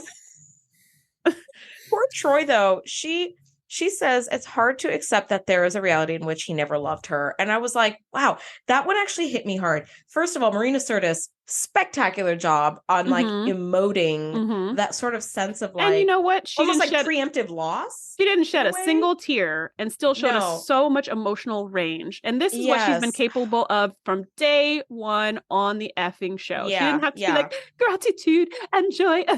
She never had to do that. Because look at this. You see the depth of her emotions. She didn't shed a single tear. I mean, amazing acting. Amazing acting. Beautiful. Yeah. Now, the Enterprise has used a differential pulse to analyze over 10 million quantum realities, but they still haven't found the one that Worf belongs to yet. And with Geordi dead and his visor non-functional, he's going to stay in this reality, right? Now, as this is happening and they're doing their scan, red alert, a Bajoran ship is closing in. And they fire upon the Enterprise. And this is what Worf is surprised about. Seeing Wesley was A-okay. But he's like, Bajoran? They don't have any ships. Which I also was like, Bajoran, they don't have any ships. And so then Troy's like, yeah, ever since they defeated the Cardassians, it was like, what? Hold the phone. Does Ensign Ro know about this? Right?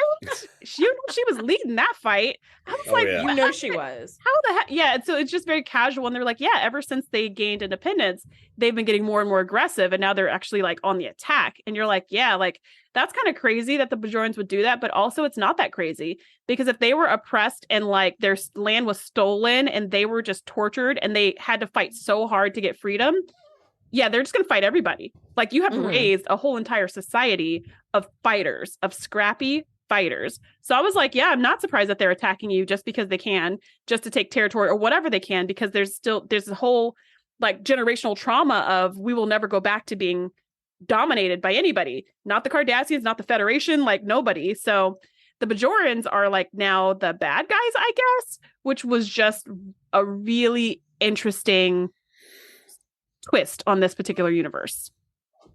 Yeah, no, it really was. I thought that was actually really cool. And I thought like Ensign Ro in this universe was leading that charge. Like she was like Captain Ro Laren, of this like resistance that kind of rose up and took over. But yeah, the Bajoran ship closes in, they fire upon the Enterprise, and it breaks down the boundaries between the other realities. And this is the scene that I remember. They couldn't shut down the pulse because it like shot them. Yeah, this is the scene that I remember from this episode that I love so much, with all the other realities start to enter this one at once. So all these other NCC 1701D enterprises are all starting to fill the section. And at this rate, the sector will be completely filled with enterprises within 3 days. I was like, dang, they were just popping into existence. They were like Thanos snapping into existence all over the place. I thought it was so cool. David, do you remember seeing this for the first time? Or do you remember as a kid watching this and being like, whoa, or anything? Because like, there's some scenes that you're like, oh, I remember this even as a kid. Yeah, I'm trying to remember if we had different variations. Like, again, we'll skip ahead to the final, this series finale. But yeah, I was trying to remember if there were different variations of the Enterprise and different looks of how the D had been modified or anything like that. But all those little changes are so cool, right? Yeah, that's one of the things about this episode. It's a bottle episode. It only takes place on the Enterprise, but they've probably spent more money on this episode than a lot, because they had to change so much of the episode of the Enterprise, the bridge or the uniforms or whatever. Everything. Even the CGI of all the ships, the decorations, everything had to change for every scene. Yeah, do you remember this, Andrea? Like this, you said this was your favorite. Do you remember it when you were a kid, though, or is this just? I do remember it, and I remember even as a kid feeling the weight of what this meant. Where I was like, oh God, all these other enterprises. I remember being like, wow, cool. There's more than one. my God, there's more than 10, there's more than 100. Oh my gosh, right? And those like sort of far off scenes where it's like exterior shots where you just are seeing like little blips, almost like Q snaps where it's like bloop, bloop, bloop, like another Enterprise, another Enterprise, another Enterprise, and it's all filling in the space. And I just thought, dear God, I hope one kind of like the Pegasus does not come too close, pop into the reality like in the middle of another ship, and now you've got something like that. But that didn't happen. But I do remember thinking, well, this is really cool, and I also remember thinking, this is really, really bad as well. Yeah. Cool and bad. That sums up everything going on to Worf in this whole episode. They're like, let's hurry is what they said. Yeah.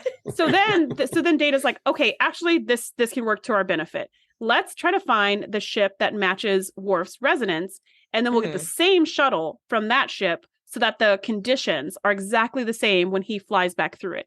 And they're like, perfect, done. So Riker hails all of the Enterprises, fills them in on the situation in about 3 seconds, and everyone's like, cool, that works for me, which was amazing, right? He's just like, hey guys, we're all in the same universe for this reason. Welcome. And also, we're looking for this one with this resonance so that we can put us all back where we need to go. Okay. Yeah. So everybody be quiet, and Data's transmitting it now, and just, give us a holler if it matches. Take charge. Thanks. Take charge. And everyone's just like, sounds good. Like, no one questions that. They're just like, thanks, Riker. And in about, 10 seconds, the right ship is like, doo-doo-doo. That's us. Hey, we're from that universe. And you see Worf in the background, so it's confusing. Yeah, that's why I was like, why didn't they just take him out of the shot? That would have made way more sense. But I feel why is there a Worf already standing there? And he was standing there still looking really uncomfortable. He was like, I feel like they wanted him in the shot on purpose, because even when we see the Borg version, it's only Riker and Worf on that whole ship. So I feel like they wanted Worf in every single ship. But that does beg the question, how can he be here and there? But maybe they're doing time travel, timey-wimey, parallel universe. We can do whatever we want kind of a deal. Or it might be kind of like what you had suggested, where it's like there's a slide where like all the Worfs slide. Like, it's like you got a bunch of people, it's line dancing. Everybody take a step to the left. And it's like everybody shifts over one. Well, that would suck for the one who split into the Borg. Yeah, or is he just bumping the one where he goes to, and then that guy? So there's not that many changes. I don't know. Again, 3 more episodes discussing this one topic, and we'll be fine. We'll be back where we started. I have a feeling. So they send the ship over. Which is what they want to happen anyway. They send the shuttle over. All is well. Worf just needs to hop in it, fly back through the little chasm, fly back through the fissure, and seal the hole, and everything will be well. Data's already jury rigged the shuttle so that he's got the right equipment on it to seal the hole. Everything's cool. Yeah. So Worf says goodbye to Troy, and they have their first on-screen kiss, to my knowledge. Yeah. First and it's very sweet. I think. Yeah, maybe. Everybody wishes him luck and leaves him, and him and Deanna have a wordless goodbye where they just hug and they kiss. And this is so hard for her, poor thing. And I was like, oh. Yeah, she's just staring at him getting on the shuttle and flying away. And it's like... Yeah, and like she knows like this is not her Worf. This is not the one that belongs here. So he has to go back. But also it's like, can you imagine that? Oh my God. It's not her Worf, but it is a Worf. And she's facing the possibility of no Worf. Of not having her husband and being a single mother on a freaking starship that's always flying into danger, which is like a rough thing, but just a really beautiful scene. So Worf gets on the shuttle. He's flying back to Victory, and then suddenly starts getting fired upon. And Riker's like, what is it? Is it the Bajoran ship? Are they back? Yeah. And someone's like, no, it's actually one of the Enterprises. And you're like, one of the Enterprise? Why would they be firing? And it's like, they're hailing us. So they go on screen, and it's a Riker looking very frazzled. And he's like, you can't send us back. In our reality, the Borg won at Worf 359. They've taken over the entire Alpha Quadrant. They're everywhere. The Federation is gone, and we're some of the only survivors. You cannot send us back into that reality. Oh my God. And the screen was like distorted and full of like snow, like it looked like an old TV that doesn't get good reception. And he's got like the long beard that's like all messy and everything, and all he's that. Very like, unkempt. Yeah, no, he absolutely looks like he's been living in the wilderness for 5 years without a bath or something. Like he's just very unkempt and he looks awful. And he's like, we won't go back, and fires on the Curie, which, by the way, how good are those shields on a shuttlecraft to take a starship fire and not, but I feel like destroy you I feel like this ship has been on the run from the Borg for how many years since Worf 359? And Wolf 359. Yeah. And I feel like since Wolf 359, I don't know how many times I said Worf earlier in this episode, Several, but I was like, well, Hey, we know what you mean. It's fine. any Worf in a storm. I'm just saying. That's what Troy's thinking. Right? That is what she's thinking. That's lines. Any Worf in the storm. But my point is, this ship may not be sending the best torpedoes, phasers, whatever. I mean, it may be very like low power, low quality. Yeah, because it's like, their power reserves. So I'm kind of like, well, maybe it wasn't the strongest of the Enterprises in that particular quadrant of space or whatever. Yeah. So the Enterprise has to fire on the Borg Enterprise to stop them from destroying, the ship. And it's taken such heavy damage from the Borg that it was hanging on by a thread. So that one shot from this current Enterprise to that one destroys it. Like it just like short circuits and then blows up. And I was like, well, I guess we don't have to worry about them going back to their reality. This is probably kinder. Except for we do, because once Worf goes back, everything resets. At least that's what Data said. So you're like, anyway. They're going to go back to existence and back to the Borg. Girl, so either way, did you say that? Hera was like, okay, thank God. They're like dead. It's over. We don't have to. Oh my God. They don't have any good options. Those ones. Like, it's really horrible. But Data warns Worf before he leaves, like, because he's like, okay, cool. When I come out, am I going to be next to my ship? And he said, well, time's a factor here. So you might not be exactly near the ship. You may show up several days before the ship passes or several days after the ship passes. Mm-hmm. So just keep in mind, there's a little wiggle room here. So he's like, okay, fine. So he goes through, seals the fissure. Everything goes back to normal. And while it's being sealed, it's really cool because you see a ton of different Worfs doing different things, wearing different uniforms, having different hairstyles inside of the shuttle, sitting in different chairs. Yes, that little like micro scene is so cool where there's like 20 Worfs in the shuttle and they're all, like sitting different places or moving around, and they've got, like some have the yellow uniform, some have the red, like, and I was just like, this is so cool, but they're all a little bit more transparent looking than the Worf that's piloting the shuttle. And I was like, that's really neat because this Worf looks like solid and regular. And then you've got these like kind of ghost resonance images of Worf. Like, I thought that was really, really well done. However many times it took them to film this scene, worth it. Well done. Because it was probably the coolest scene in the episode because you're like, oh, like it ties together everything that's going on. It's very cool. And it's only for like a brief, not even 30 seconds, like I think. 2 seconds. Yeah, it's so fast. And it probably took days to shoot it because he's in all these different like poses and everything. And anyways, Worf wakes up on the floor of the shuttle. And he's like, whoa, alone. What's happened? Yeah, alone. Yeah. And he gets up and goes and calms to the ship, and the ship is right where it's supposed to be. And he's like, okay, I'm on my way in. He asks, is everything okay? And they're like, yeah, everything's fine. Is something wrong? Like, should it be wrong? And he's like, it's a long story. It'll be in my report. You're just like, every time when there's time travel or parallel universe or whatever, it's like very hard to explain. I get that. But when he puts it in his report, everyone's going to be like, explain it to Guinan? Starfleet, because they'll understand. They'll be like, wow, that's crazy that happened to you. They won't be like, no, that didn't happen. We've been here this whole time and everything was chill. Mm-hmm. Like, they are the first people to be like, parallel universes. Let's put a buoy right here. Good. Let's warn people. Don't fly too close to this little space. We sealed it, but just in case. Oh, man. Well, so in the hallway. Wait, before he gets in the hallway, I like this part. As he's like, okay, on his way back to the ship, he looks over and he sees his champion standing trophy sitting on the chair next to him. And he's just like, yeah, I earned that. Yeah, things are where they should be. I like that little touch. Yeah. No, in the hallways, Riker, it's that same sort of scene where Riker and Worf were walking with his bat'leth and his very scary looking trophy. And Riker asks us the quantum anomaly is anything for them to worry about, but it seems like not. So it's like, okay, well, great. And he enters his quarters and finds no surprise party because he's like, I know what you're planning to do, Commander. And Riker's like, I'm sorry, what? And he's like, my party's like, I don't know what you're talking about. And I love that Worf is like, sure you don't. Okay. And he kind of steels himself to like go in and be like, oh, I'm going to be surprised. And there is no surprise party. And Deanna comes out from behind and she's like, hey, happy birthday, Worf. Like, I'm just here because I promised to feed Alexander's hissing beetle while he's away. And my question is, why the F do you have a hissing beetle as a pet?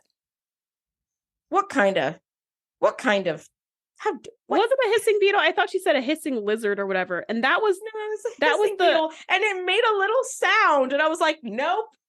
Absolutely not. Airlock this bad boy. Out you go. I mean, I'm a pet person, but I'm a mammal pet person. So I have had students to be like, can I bring in my pet tarantula to class? And I'm like, you absolutely cannot, because I will kill that thing and I will not feel bad at all.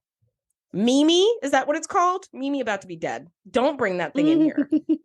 Anyway, yeah, hissing beetles, hissing cockroaches. I'm really good. I'm really, really good on all that. Super, super hard pass on that. But yay for Troy feeding this creature so that Alexander can be happy. And so Worf is like, okay, cool. And then Troy goes, happy birthday, and gives Worf this little package and says, Riker wanted to throw you a surprise party, but I knew you would hate it, so I talked him out of it. And it's like, thank you for being a friend, Troy. This is the universe that Worf belongs in. This is exactly where he needs to be, because nobody was on this game on all the other universes. They thought the party was a great idea. Don't get me wrong. I think a surprise party is great fun if it's somebody who enjoys that. Yeah. But if they don't it's not that fun for them. You're doing it for you. You're doing it for yourself, not for them, you know. And actually, I learned that lesson the hard way. I didn't know my mom didn't like surprise parties because she'd thrown me a surprise party that year.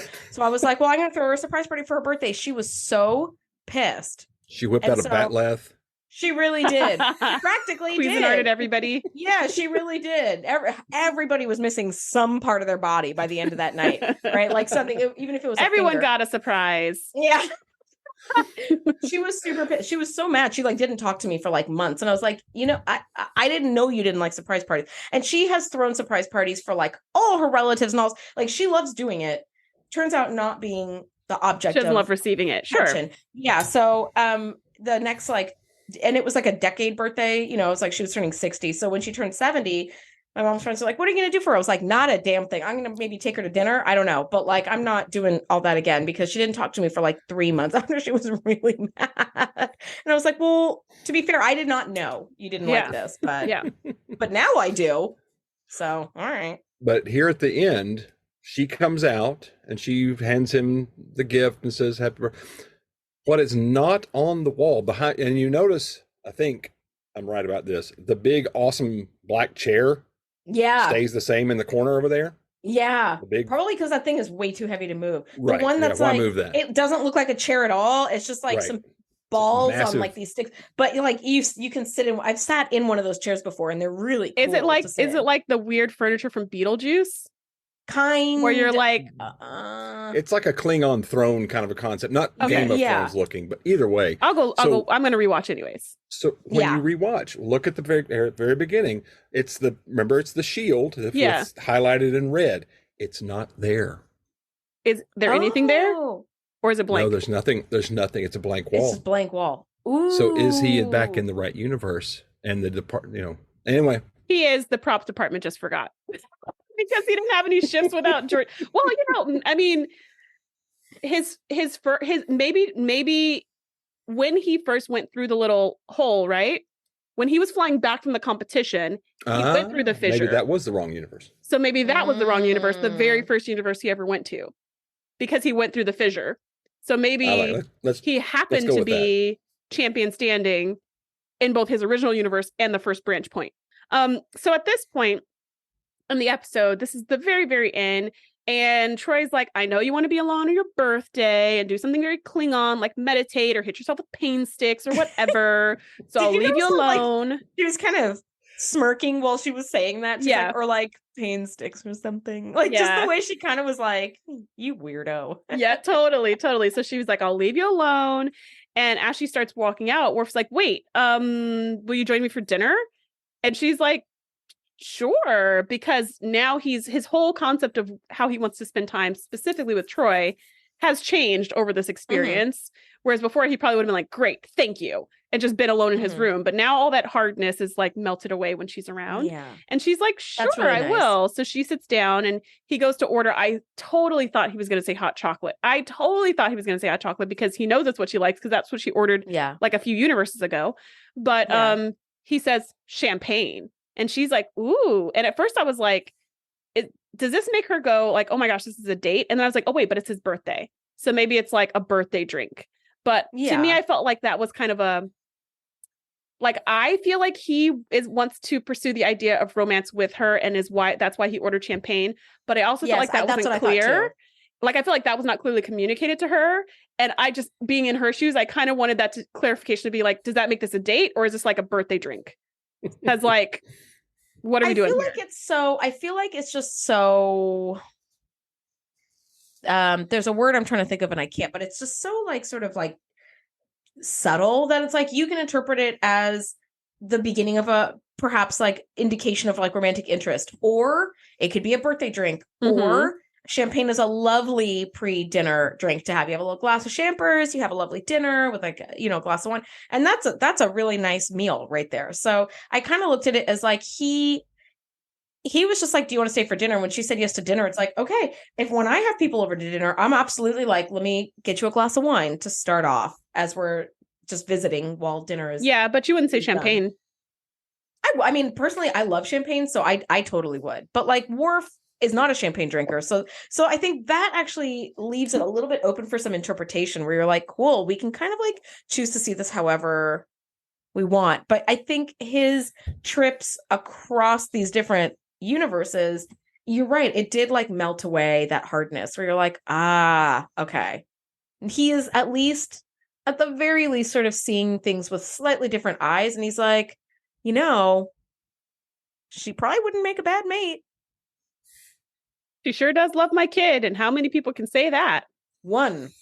Maybe the Rozhenkos. Well, and Luoxana. So don't even count. Yeah. Her mom does like people. My kid. Okay. Her mom really does like my kid. It's bad, honestly. I mean, I feel like if you're a single parent, that is an important thing to think about. Like, and that does, because when you're not a parent, because I'll speak as not a parent, sometimes I do think about that with dating or with people I'm interested in, like what would they be like in a family or what are they like with children? Because I'm really good with kids and I like kids a lot and I want to, you know, adopt kids. So I wouldn't want to be with somebody who does not like kids or is not good with kids because it's just not, it's going to be weird. You don't need that. It's going to be super misaligned. Yeah, it'll be super misaligned. However, so it does cross my mind like, oh, this person really sucks with kids. Well, I guess they could learn. Let's see how well they are. Oh, they're not good at learning. That's not going to work. You know what I mean? But but if I had kids, if someone's really good with my kid or someone really loves my kid, someone nurtures and cares for my kid, that would actually be something that would attract me to that person. Like a totally, you know, like how you might say like, oh, their, you know, physical attributes or like their heart or their values or whatever, other things that would normally attract you when you're without a child. It's like if I had a kid and there was someone who just loved my kid as much as I do, that would absolutely be like, you know, top thing of my list. Like, you love my kid, I can learn to love you. You know what I mean? Like it would be like, I'm sure I could figure out the rest. I'm sure I could figure out something. Yeah, totally. And I'll digress on this for a little bit. From a mental exercise standpoint, it's always great to think ahead about potential deal breakers. Yeah.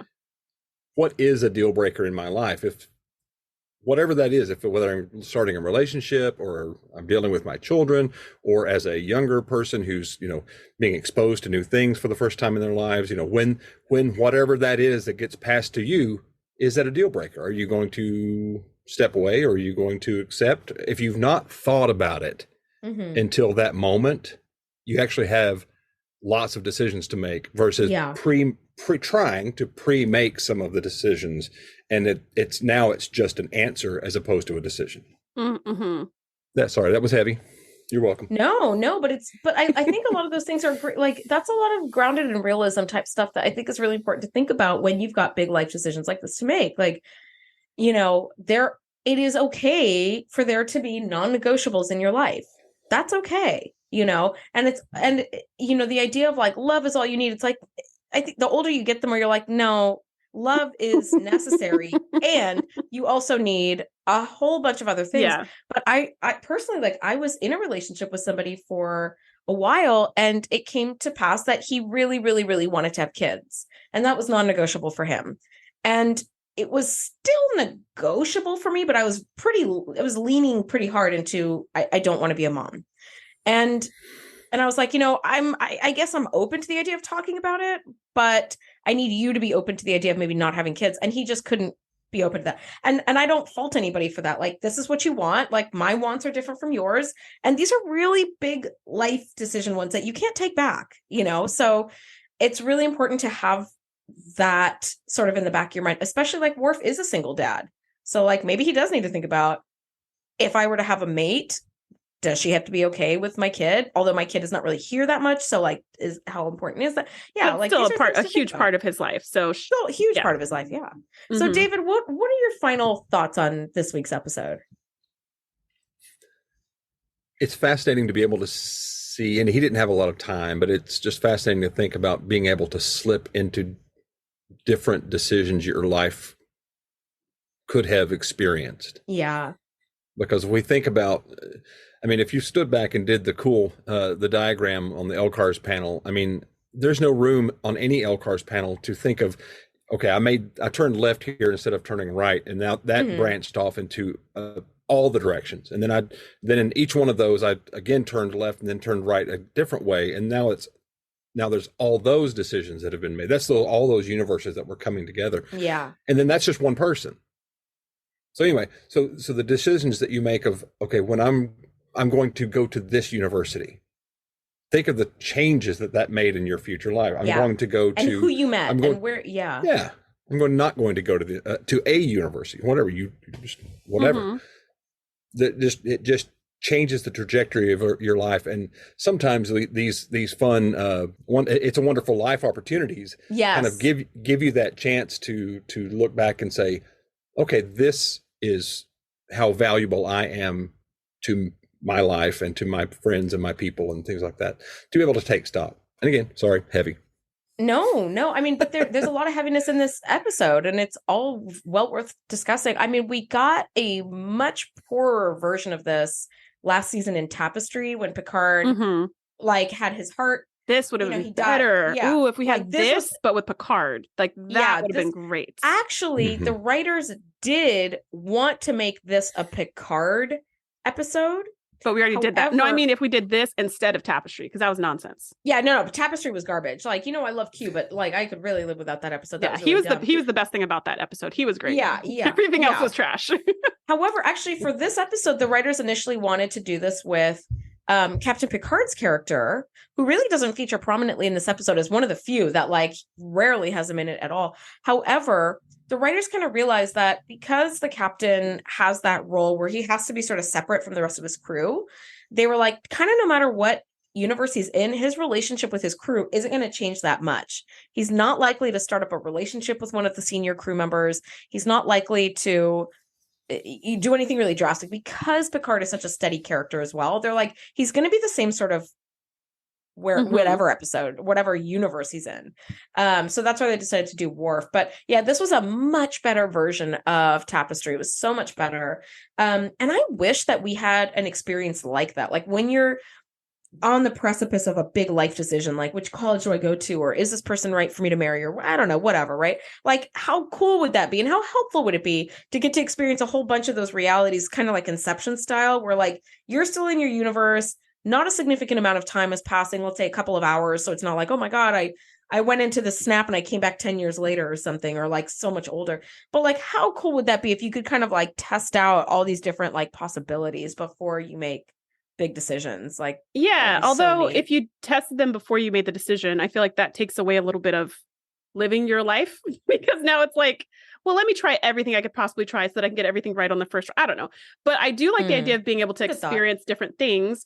If you have not seen, and this is for you listening as well, if you have not seen Everything Everywhere All at Once, I definitely recommend that movie. Oh, I haven't seen it. Yeah, it has this idea of parallel universes kind of to the extreme, because it's like, what if it was a universe slightly different? What about a little more different? What about a lot different? What about ridiculously different? What if you could live in all of them at the same time? It just kind of like takes this idea and it puts it on a whole nother level. I will say it's sci-fi, but it's also very like quirky. It's quirky, it's odd, it's weird, it makes you feel uncomfortable.